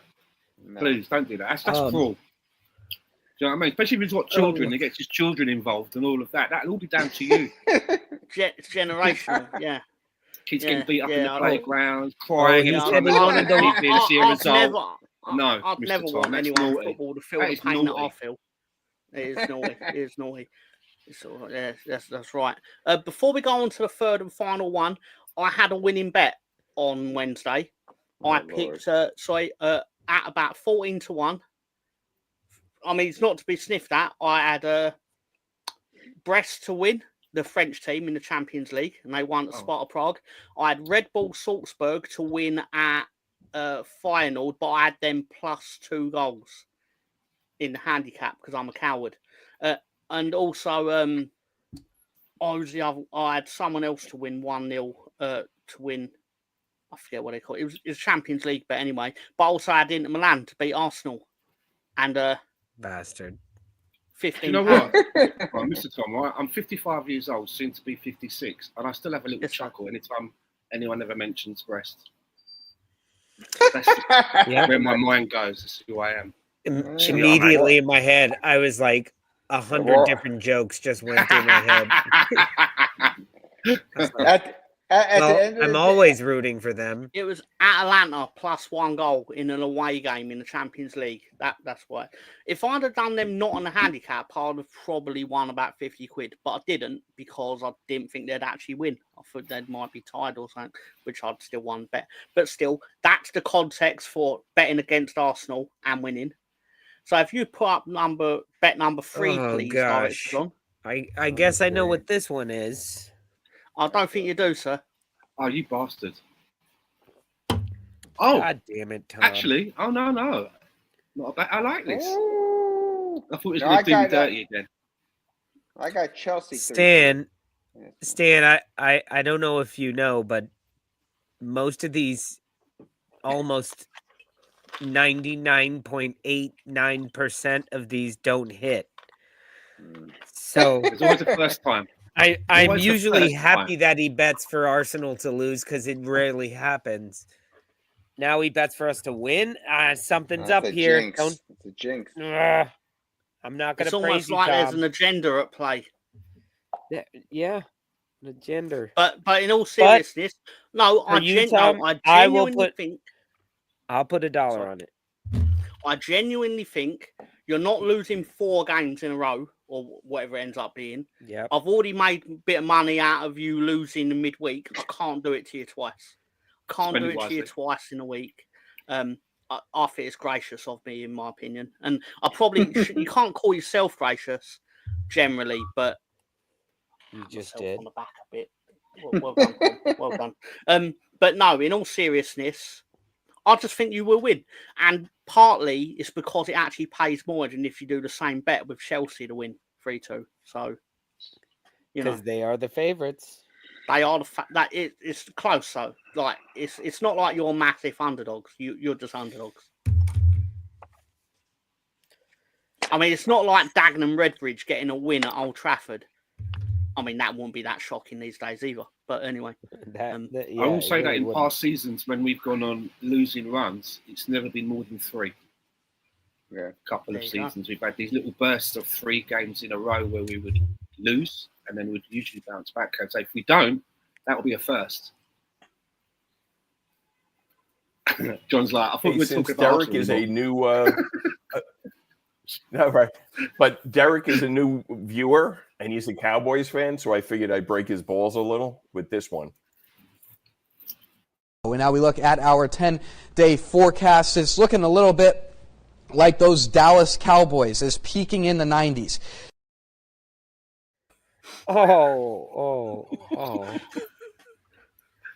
I saw it because I don't know if people know, but there was an election during the week, and I did see a betting. I did see an election. Not discussing the election, but I did see a photograph of the what do they call it, the ballot, and someone had done as a write-in candidate. They just wrote "Cowboys suck" and then submitted that. I saw that. I saw that too. I saw it, Tom. Yeah.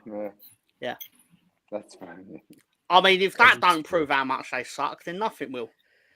It's because it's true. Yeah. All right. I like this. I like this bet. And you know what? I was thinking Kai Havertz to score first is a little, whoa, I don't know if I'd go there. But then I'm like, you know what? Yeah, it's against Chelsea. Fuck them. Players are never known to try extra hard against a team they used to play for and then got unceremoniously booted out of. I mean, I know you paid 70 million or something, so it's hardly unceremonious. I can't wait for him to score. I can't wait for him to score and celebrate at Stamford Bridge again and get booed and yelled at and then get a brace. Because you know why? I said it before. I'll say it again. Fuck them.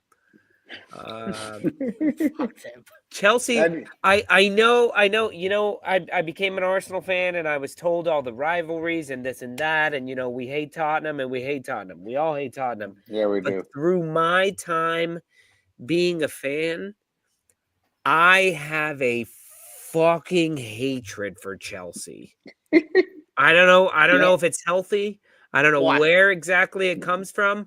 I just fucking hate Chelsea. Me too. With a passion. Good. I doubt it'll surprise any of you lot that I'm not that fond of Chelsea myself, but yeah. Rent boys. What I'm going to say is this, right?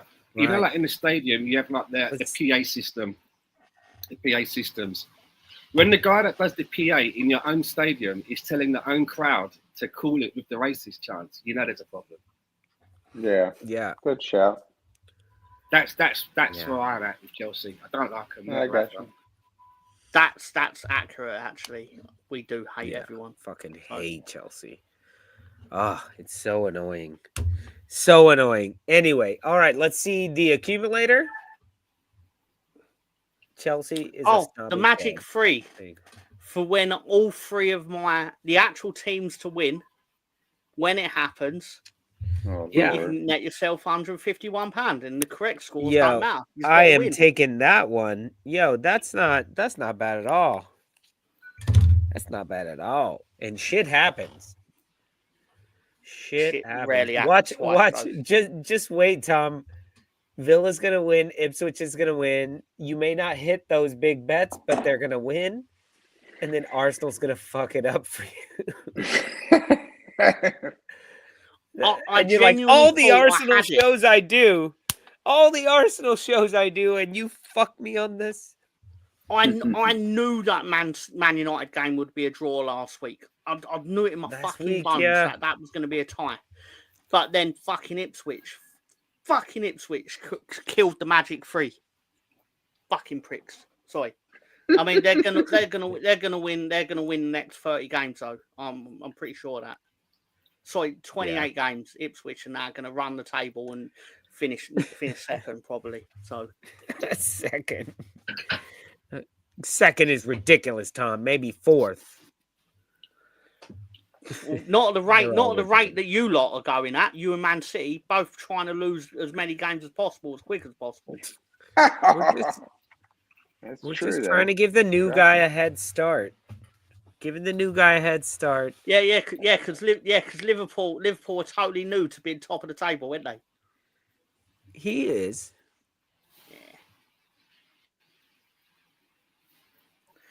Yeah, it's true actually. But you know, to be fair, he's had a good start. To be fair to him, but that's the most I'm gonna be fair to him because fuck him. All right, well, fellas, there's 4 of us here. Let's get to it. Let's run through this game week and put our bets down. Brentford, Bournemouth. Let's start with Brentford at home to Bournemouth. Whoa, there's 1, 2, 3, 4 10 o'clock games. There's no early morning game. Damn, I hate that. No, it's because the Liverpool game actually is in England. It's an 8 o'clock kickoff because of the Champions League. A late one. I remember rightly. All right. Well, they would have been playing in the early kickoff because you know they cried about all the games that they had to play at 12 after playing in Champions League. Yeah. But still. All right, guys. Brentford, Bournemouth, 2 teams that are in form, even though Brentford lost this week. Oh, Brentford's collapse on Monday night was spectacular. That was spectacular, wasn't it? I didn't even realize it happened because I got on a plane. I was like, end of the game. All right, well done. I was so pleased with Fulham. And I don't like Fulham, but I don't like Brentford as well. And something funny happened to them, so I reacted to it.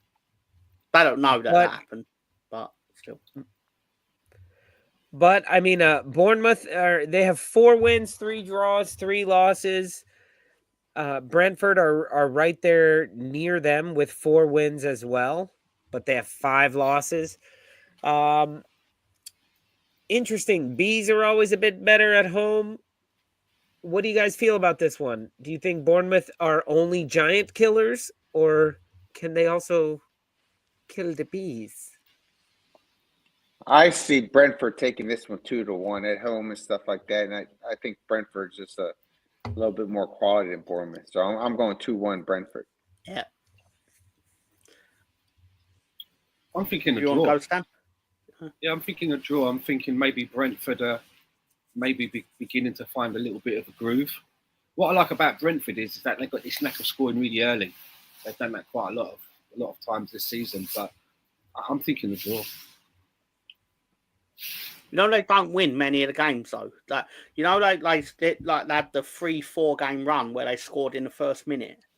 They didn't win any of those games. Tottenham came back to win that game. Someone else came back to draw. But so obviously, if football matches ended in the second minute, Brentford would be the winners of the Premiership. That's a good shot because remember they kept having them ones within like a minute or two. They were scoring a goal. That was crazy. Yeah, they did it against City, I think, as well. And then they lost 2-1 to City. I mean, it's important to have a quick start. They do take it a bit literally. So what do we have a draw and 2 wins for Brentford? That's what you're saying? No, I actually think Brentford will win it because quite simply, because Bournemouth, everyone's going to naturally assume because they beat Arsenal and Man City, they're definitely going to win at Brentford. But then, what the hell was that? Fucking hell, that was the elements were basically like, no, Tom, don't say what you're about to say. That was the last. That was the last crow leaving Stan's place that didn't go with the rest of the murder and was like, fuck, I got to get a car. Yeah, I've got to carry out another murder. I got to catch up to these crows. It's like that scene on The Wizard of Oz where you release the flying monkeys.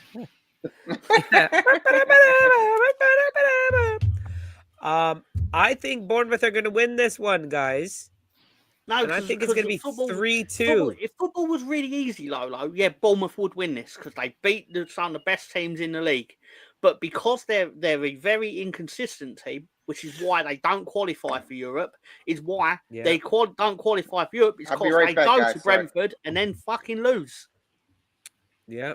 And then that's why Brentford don't qualify for Europe either. It's because Brentford will beat Bournemouth at home, but after they've already fucking lost to Fulham while being 1-0 up in injury time. Yep. And that's how the big six always stay where they are, because everyone beats each other. Yeah, you got a point about that. All right, I'm still going to go Bournemouth 3-2, even though you've convinced me that no. Hey, whoa, Rosie and I had the same exact pick. There we go.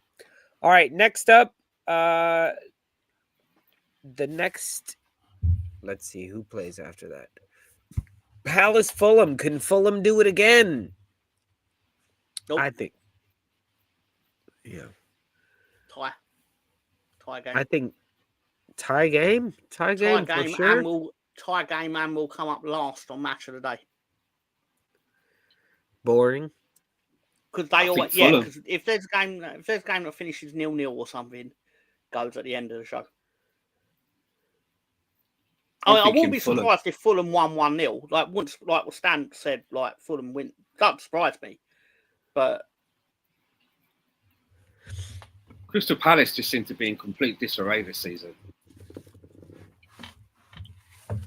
Mm-hmm. They look like they're having some serious problems there.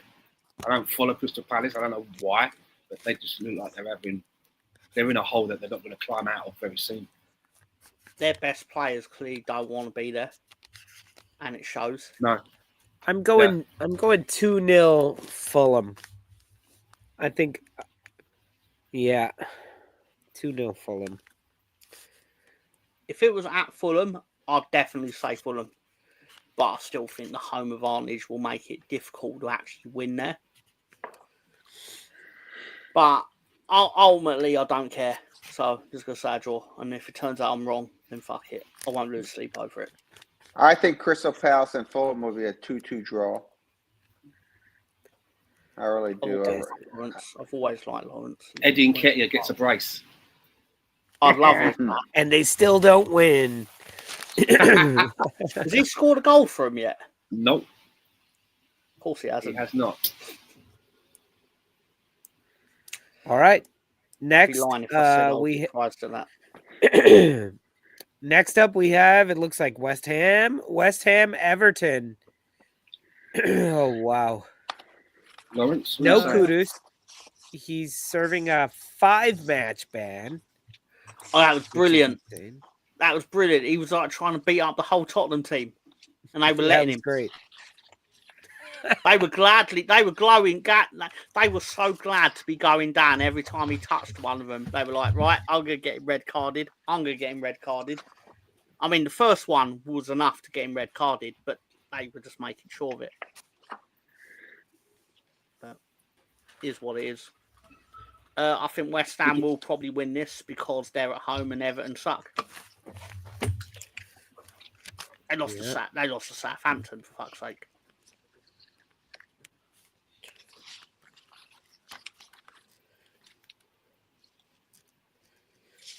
What do you think, Lawrence? You should pick Everton. Okay, I do some more West Ham channel stuff too, so I'm just going to let you know a real quick overview. We've played Everton 56 times. We've only beat them 14. We've won 14 games. 7 of them were at home. If you look at the last 5 matches, they gave up a lot of goals their first 5 matches, but they have the last 5 they've really been stingy, which is a problem for us because West Ham we can't finish at the end. So what I'm still thinking is I think at home needs a victory. Both teams are struggling. We're 14th, they're 16th. I'm going to go with a 1-0 West Ham W. Look at Lawrence with the statistics. Isn't it? Woo! Facts. Notes. He's got his notes. Facts. No facts with him. Like you know what, Lawrence? I'm writing it down. I'm going with what you're saying. 1-0. Let's do it. I'm there with you. I like those. I like it, Lolo. I'm thinking a draw again. You're also like in a downward spiral, which this would be a great time to come out of that. 100%. And of course, everybody knows the way to beat Everton is to give them 2 goals, and then you can pretty much do whatever you want. Let them think they're going to win in the 87th minute and then But know start what? trying to play. But know what? With all respect to Everton, they've given up 17 goals this year. 14 of them was in the first 5 matches. The last 5, they've only given up 3 goals and 2 clean sheets, and Pickford's in the net. So trust me, I'm not an Everton fan, but that's just facts. So, and with a struggling West Ham, who's my team, I love them to death, it's going to be a difference. But I think we could, and for us, we haven't got a clean sheet since I was married in 1992. So it's been a while. So I mean, it's time to do it. But I think 1-0. And you know what? I think J-Rod Bowen should get the goal as well. Oh, I like that. Give it to him. Give it to him, baby. On fire. All right, Tom, Stan, agree, disagree, moving on? I think West it's Ham for me. going to beat Everton. Sorry, I'm going for a 1-1 draw. And a little bit again of what myself and Lawrence were talking about earlier about Lopetegui and the players being shoehorned into different positions. I just think that never bodes well when you do that. It's true. Overall. Good shout, Stan. But I do think that West Ham have got a goal in them, but I think Everton as well. So I'm going to go for a 1-1 draw. And just to answer Mr. Potus's question, if I'm going to be watching the Whitecaps at 7:30, nah. To be honest with you, I have been to a lot of their games this season though, because I do have a spare time job working security up at BC Place where the stadium is. Sometimes I go up there to get to see the game for free, and I have to be honest, it's very I find it a little bit lackluster. For example, I was there for the Canadian Cup final, Whitecaps versus Toronto, and the Whitecaps won. Was it tough controlling all 6? Was it tough controlling the 6 people that were there? It was a nightmare. Seriously, it was a nightmare because there's usually only 4, so there was 6. So I had my work cut out for me. But in all seriousness, it was a final, right? This Canadian Cup, and they won. The home team won. And you know, like the bit where they come out, they get the cup, and they run around the pitch and everything. Stadium was like 3/4 empty by then. They were like, final whistle. They just left. They didn't even want to see the team run. You know what I mean? Got to beat the other 3 people to the car park. Yeah, that's right. And when they brushed past Stan at any point, and even if Stan bumped into them, they kept going, sorry, or whatever. But anyway. But yeah, apparently they're playing in LA as part of the MLS playoffs. However that works. So, all right, we're going Wolves, Southampton, guys. What are we thinking? Oof. Got to be Wolves, hasn't it?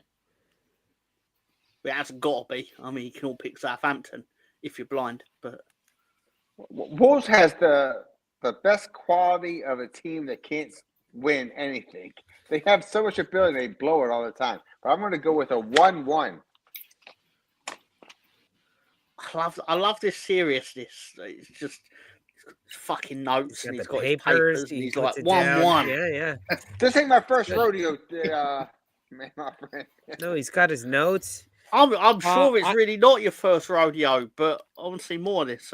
What are you going to bring next week? I'll bring out puppets so you can talk to your goose. Yeah. I'm going to go 3-2 Wolves. I'm going 3-2 Wolves on this one, guys. Oh, wow. 3-2 Wolves. Wow. Low. Big. A lot of scoring, huh? Yep. A lot of scoring. You can see I have it in my notes. How many times has Southampton... My question is this, and John, since he's in the background, always doing our stats, how many times has Southampton scored 2 goals in a match this year? Hold on. I think you're mistaken about something. John doesn't sit back doing stats. He does anti-stats. He smokes cigars and watches hockey And when he hears us mention tits, he throws tits on screen. There he goes. What are you talking about? Okay. Fucking stats. John, look up these stats real quick. John's like, fuck you. Sorry, I've got super important statistic about the football. I'm sitting there, I'm thinking 1995, Pamela Anderson. Sorry, Pamela Anderson, 1995. That's a stat that or John Steven likes, Seagal or something like that. Oh, nice. He's got a bunch of. that's what, You got a carrot. he's in Russia. That's what he's in Russia. He's the most pretentious fucker I think I've ever heard in my life. I agree with that. But I'll watch all his John, movies. that I don't know why that's tickling me so much. That like the whole. Hey John, look up these stats. I was like, yeah, right. John's over there like, I like how it was said. Don't you fucking tell me what to do. I love how it was said. John's The like, tone- who's Southampton?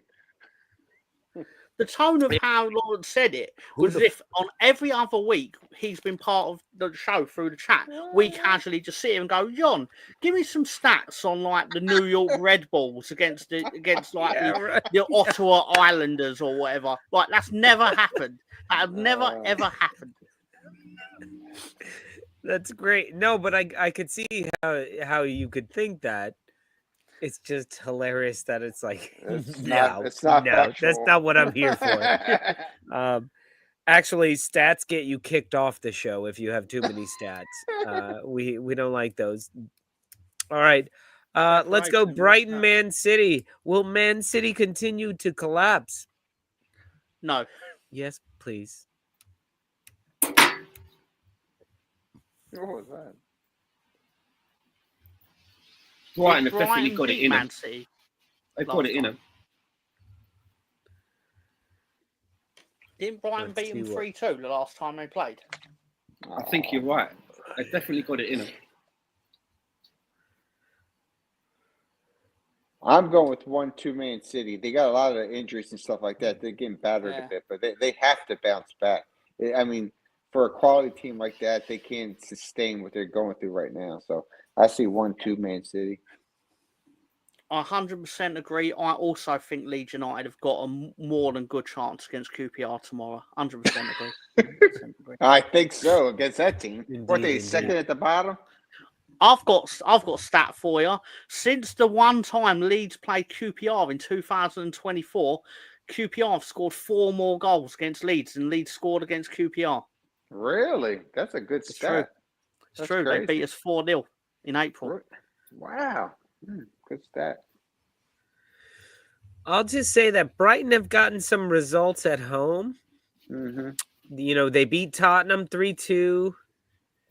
They drew with Forest. They beat Wolves. They beat big old Crawley Town. Big old Man United. That's a fucking reach. Never mind. 2-1 City. Yeah, it's gonna be 2-1 City. I was trying really hard. I was like doing research. I was going, John, give me the stats. It wasn't happening. Did John give you this stat where he just went, Lolo, here's a stat? Yeah, he texted me. He was like, stop texting. John texted me, new number, who this? I was like, don't you think Haaland needs to like do an interview where like he basically praises Arteta or something? Because ever since he told him to be humble, it's basically like he's turned into Fat Haaland from all the memes. Oh, I He's love awful. it. I love it. That to me is karma working overtime. The best karma. Yeah. The best Chris karma. Wood is going to outscore him at this rate. Chris fucking Wood. That is the best instance of karma that I've actually witnessed in my life because I was there when he said it. I tell you, I've always rated Wood for years now. He didn't always get some starts and all that. I always rated that guy. So, you know, he's a big striker in the middle like that. I mean, good on him. I like that guy.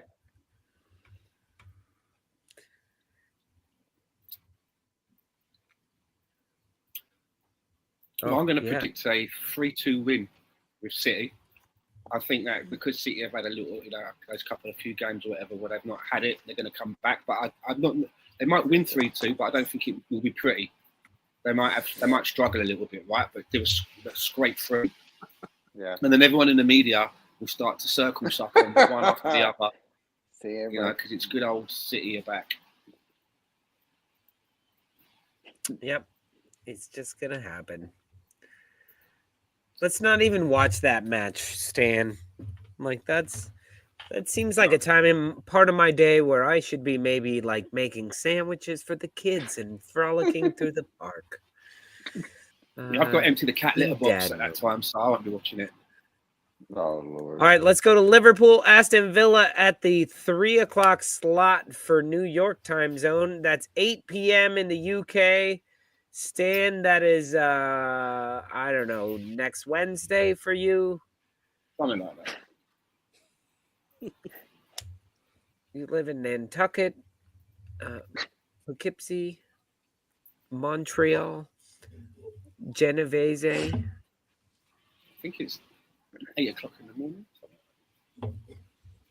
8 o'clock in the morning. It can't be that far. 7 o'clock. Yeah. It's a 3 p.m. game. A 3 p.m. game. No, I'm 8 hours behind them. You're We're 8 5 hours though, behind New York? Be England. No, 3. Lolo, I think I'm with you. Oh, so it'll be a Kentucky, noon we're game for 5. you. It's the 8 o'clock game in Oh, is the it UK. Oh, at night. Okay, yeah, noon then. Okay, that's not a bad time. Actually, watch This that. means Yeah, the fresh. President of the United States, Scooby. That's why they give the acronym as like a code name. What? Sorry, just thought I'd throw that out there. I couldn't see. He didn't know what POTUS meant. Wow. Who did? Scooby. Oh. Well, he's from England, so there's Okay, no I reason understand. to Yeah, know yeah. what it This meant. Scrotus. All right, Liverpool Villa, guys. What are we thinking? I think Villa are going to win 3-1. I agree with you, Tom. I was just thinking that same thing. I don't know where I got that idea from. I don't know, guys. Like, I looked at all my stats. I looked at all Lawrence's stats on between the two teams, and I just got a feeling that Aston Villa are going to eke it out. Let's just say, in the same way that Stan used to, like, I don't know where he got it from, but when he wanted to know what wrestling arenas look like at night, just in that same vein of like how you think of it, like, I don't know where it comes from, but yeah, I agree with you. 3-1 Villa. Let's go. Let's do it. I think it's going to be 3-2 Liverpool. And I'm going to put this out there right now. And Lolo might not let me on this channel anymore. But Liverpool is going to win it all this year. Yeah, let them. Yeah, fantastic. Good for them. They deserve it, after all their hardships. incredible. What hardships have they gone through? What hardships have Liverpool gone through? They've had to be Liverpool fans their whole lives. That's a fair point. That sucks. Being a Scouser must be awful. But it's been Villa's been such an up and down team. It seems like they played better in like non-Premier League matches, and then when they come in there, they lay a dud. And Watkins, who's on my fantasy team, is like he hasn't produced it like I want. And then there's decisions. Do you play Durant or do you play Watkins up at the striker there? So there's so much indecision there. I don't see a good strategy for them. So that's why I said, and trust me, because I want them to win. Watkins is on my fantasy league, but I think Liverpool, out of all the top 5 teams, you guys correct me if I'm wrong, they're the most consistent team right now.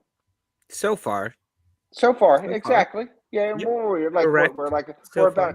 about a quarter into the season, a little over a quarter, right? So yeah. Derek C's throwing up the stats, the real stats that suit my predictions. They help you. They help really you. do. All right, let's go to Sunday.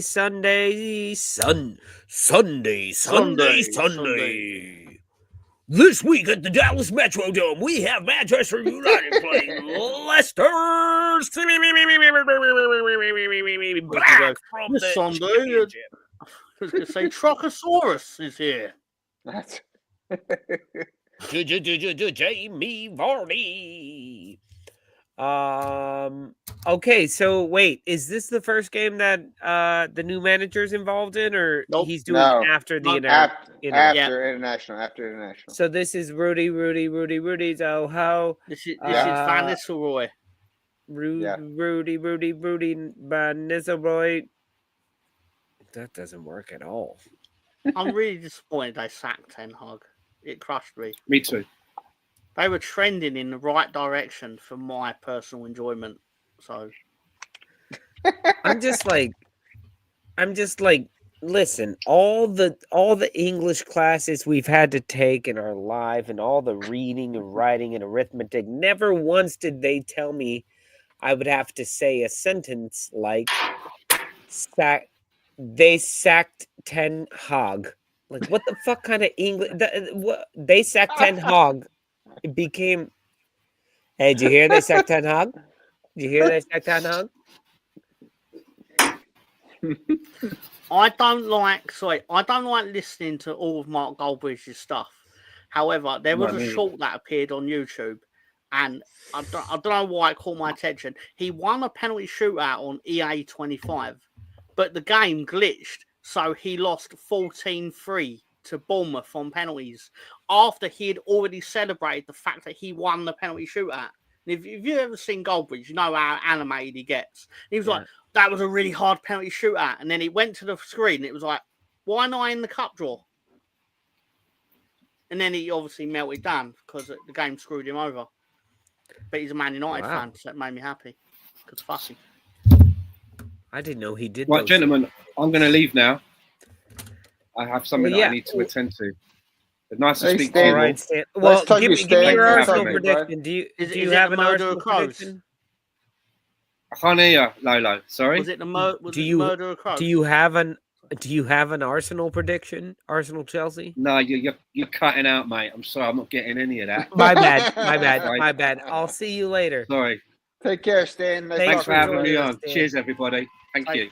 Care, sir. All right.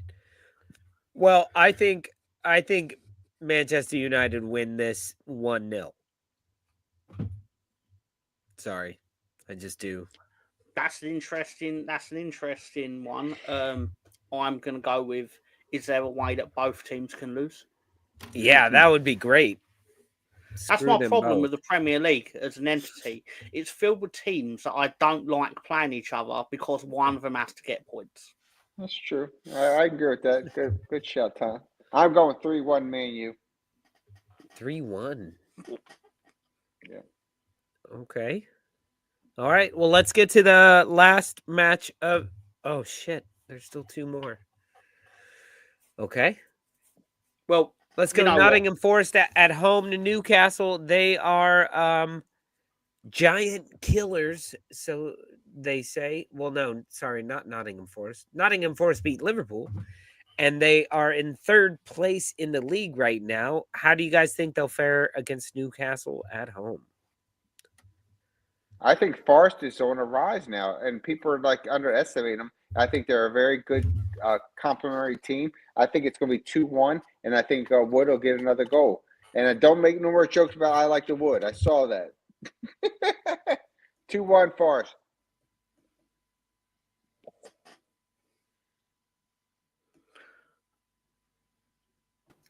I guess you pissed Lolo off. I guess Lolo didn't like that. He left. I think it's going to be 1-1. 1-1. John, it's the last time you're having me on your show. I'm sorry, but I tried. You're always welcome, buddy. You're always Thanks, welcome. Thanks, bud. For $10. At least you're getting told you're always welcome. I get. So you're coming on. You're coming on, right? Not you're always welcome, Mr. Tom. It's just it's like they just know I'm around like the fucking furniture. He's like, are you again? Can we change this out? But so what's your score, Tom? But all right, with Lolo, I don't know. Does he still want to do the show or not? I don't know. He's like, even now during the show, he's not here. I don't get it. He walked away. He says he's done with us mugs. It's on the stoop with Lolo. It's where is he? I personally, the game I want to get into the most detail over. Sorry, you guys were talking, and I got a call that Prospect Park is on fire. Really? Yeah. Oh wow! I can smell it. Really? I can smell it right now. But no, I just got a text message of like close all your windows. Oh lordy. Yeah, like holy mackerel. They're not. That's they're our not, park. That's it's 1 block away from here. Oh lord. So if anybody's in Prospect Park live streaming right now, stop it. Yeah. Sorry. No, guys. no, I understand. Certainly. But it's weird. I can smell it now. Oh lord. That's crazy. No, it looks like a big to do right now. So anyway, let's get to the Nottingham Florist. I like that. Sorry, I didn't hear anything that you guys said about that. So we can. I probably won one, but it'll be a draw. Chris Wood's going to score, then Ishak's going to score, and they'll all go home with a point. Tom stealing my ideas. I said 2-1 Forest. Wood would definitely score, and Tom does love Wood. I did. I'm gonna reverse that. In 2016, when Chris Wood scored 30 goals for Leeds United, I fucking love Wood. Where does Wood belong? In the Forest. I would have had my hands all over Wood with all the 30 goals that he scored. You would have to go to the Forest to get that Wood. These puns. He gave you Wood. He gave me Wood. You know what? It didn't take much for that to happen. Oh Jesus! Oh my God! I've had a lot more reactions for a lot less happening than someone scoring a goal for Leeds United. Anyway, sorry, what? I'm going 2-1 Newcastle. Actually, 2-1 Newcastle. Oh, what's a shocker? Okay. I think this is the great equalizer right here, where Newcastle haven't been very good and they aren't very good, but they beat Arsenal, so they're on a little kick. They can knock Forest down and then continue being not good after that. That's how I see it. Fair shot. They got quality. Yeah. I actually think the great equalizer in that situation is the fact that one team is Nottingham Forest and the other team has about 700 billion trillion million pounds. It is, but what do you want them to spend? What do you want them to spend before Sunday, Tom? They are who they are, and we know who they are. £7 quid. It's like, let's hang out with my buddy who's a millionaire, but he's a complete fucking twat. But he's a millionaire. Yeah, but he doesn't. He sucks. He sucks. Yeah, but let's go hang out at his house. He's gonna have good food. But it's quite an equaliser to have, like knowing you had the access to that money in the first place. Like Nottingham Forest didn't. I'm going 2-1 Sandcastle over Florists. Next one. Moving on. What do we have? Fucking Tottenham, piece of shit. Which should actually be the most detailed discussion, personally. Okay. All right. Well, I may need to go get another beer. Admittedly, part of the big payout on the bet is because Calvin Phillips isn't playing. Because I think if Calvin Phillips was available to play, Ipswich would clearly be the favourites to defeat Tottenham. Ridiculous. Calvin Phillips has been a joke since he's left Leeds. I think they lost every game that he played. Okay. Yeah, they lost every game that he played. He's been a disaster wherever he goes now. I feel bad for the guy. He seems okay, but I'm going 3-0 Spuds. I'll say it before and I'll say it again. He's only playing for Ipswich because his accountant/agent has told him to. He has no affinity for them. He has no love for them. He only wants to play for one football team on this earth, and he wishes he never left them. And all his performances since he left us has proved that to some degree. But again, Ipswich got to be overwhelming favourites. Stefano Antonio Writings, who, in my opinion, can't be trusted remotely when talking about Ipswich, but he's right there. He's right there. Tottenham are going to get destroyed. You know what? I don't like saying controversial statements, but Ipswich are absolutely going to put a beating on them. Oh my God. Tom, I really enjoy your stuff, and I think you're hilarious. You seem really good, but I think that's the craziest things I ever heard. No, I guarantee you Ipswich will score first. I said it, and I said it, and I meant it. Ipswich will score first. What's the final score, Lolo? Oh, that I don't know. 4-1 to Ipswich. Oh, no. I hate the Spuds, but it's going to be. I hate Tottenham, and if you don't know that I do, you should check my rap videos. I am going 2-1 Spurs. Tottenham sucks. Tottenham sucks. Yep. Bono, don't encourage him. Right. Do not encourage him. Let's go. Last match of the week. The best one of the week. I think Chelsea are going to win this one. So do I.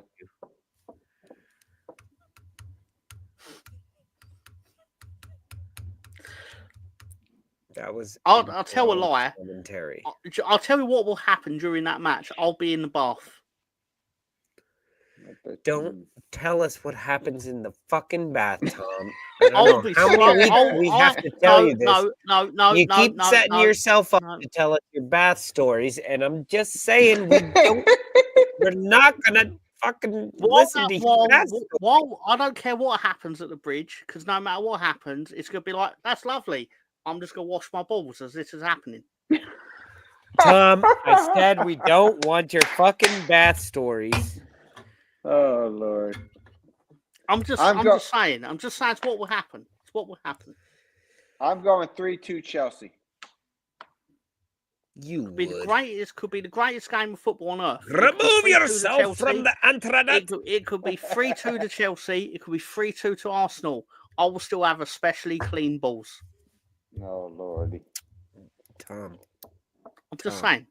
I'm sorry I didn't say it last week as well. Sorry you didn't wash your balls last week. That's the real. I washed them twice. It happened twice. That's how it works. What I'm afraid of is washed them too many times. He's like, I only wash my balls when Arsenal lose. You actually can wash them too many times because then they get wrinkly. Sorry, what? Sorry, that's too far. That's too far.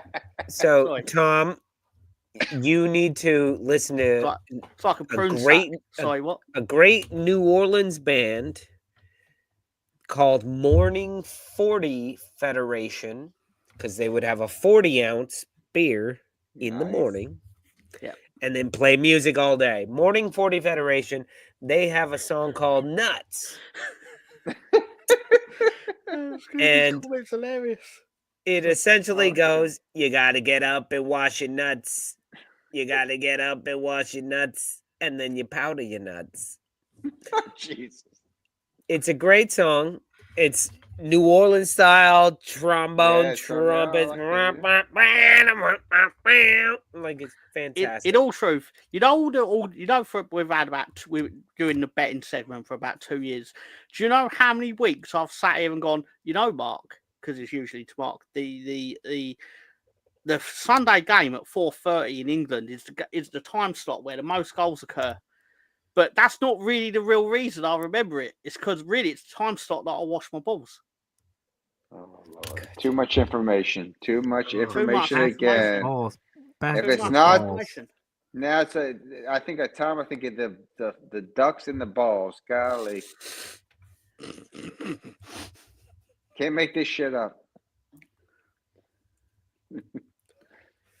Great balls. There you go. There you go. There you go. Don't bath in petrol though, because dangerous. Oh, sorry, you call it gasoline. Sorry. I tell no lies, BX. Ipswich are going to win tomorrow. All right, you're freaking high. If you do, Tom, I'm going to send you I'm from Kentucky. I'll send you a University of Kentucky shirt if it's Ipswich wins tomorrow. And you heard it here first. I just need your address. Is that fair?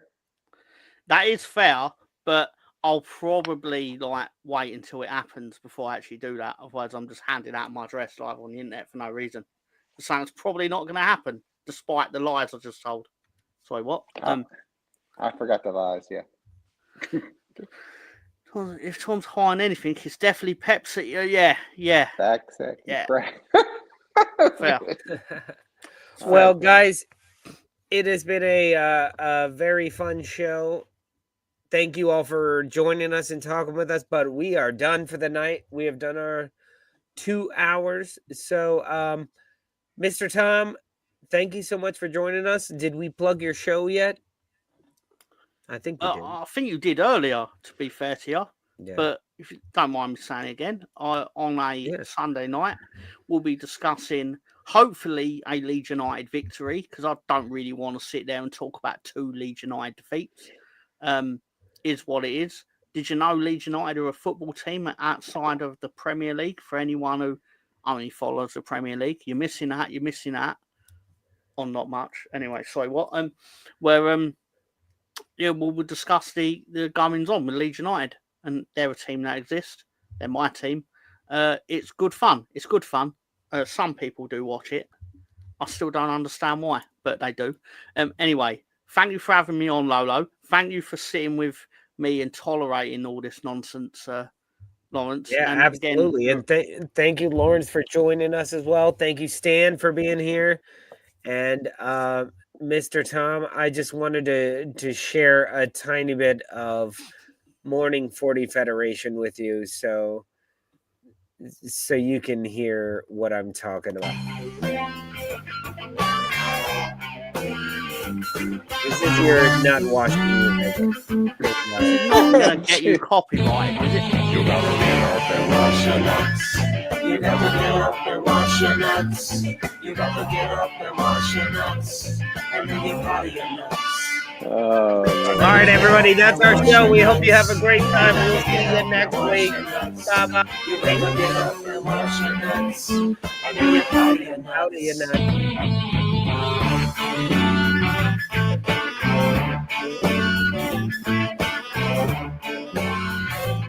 Are we going to get demonetized with that? Yeah. You're supposed to play the outro by now.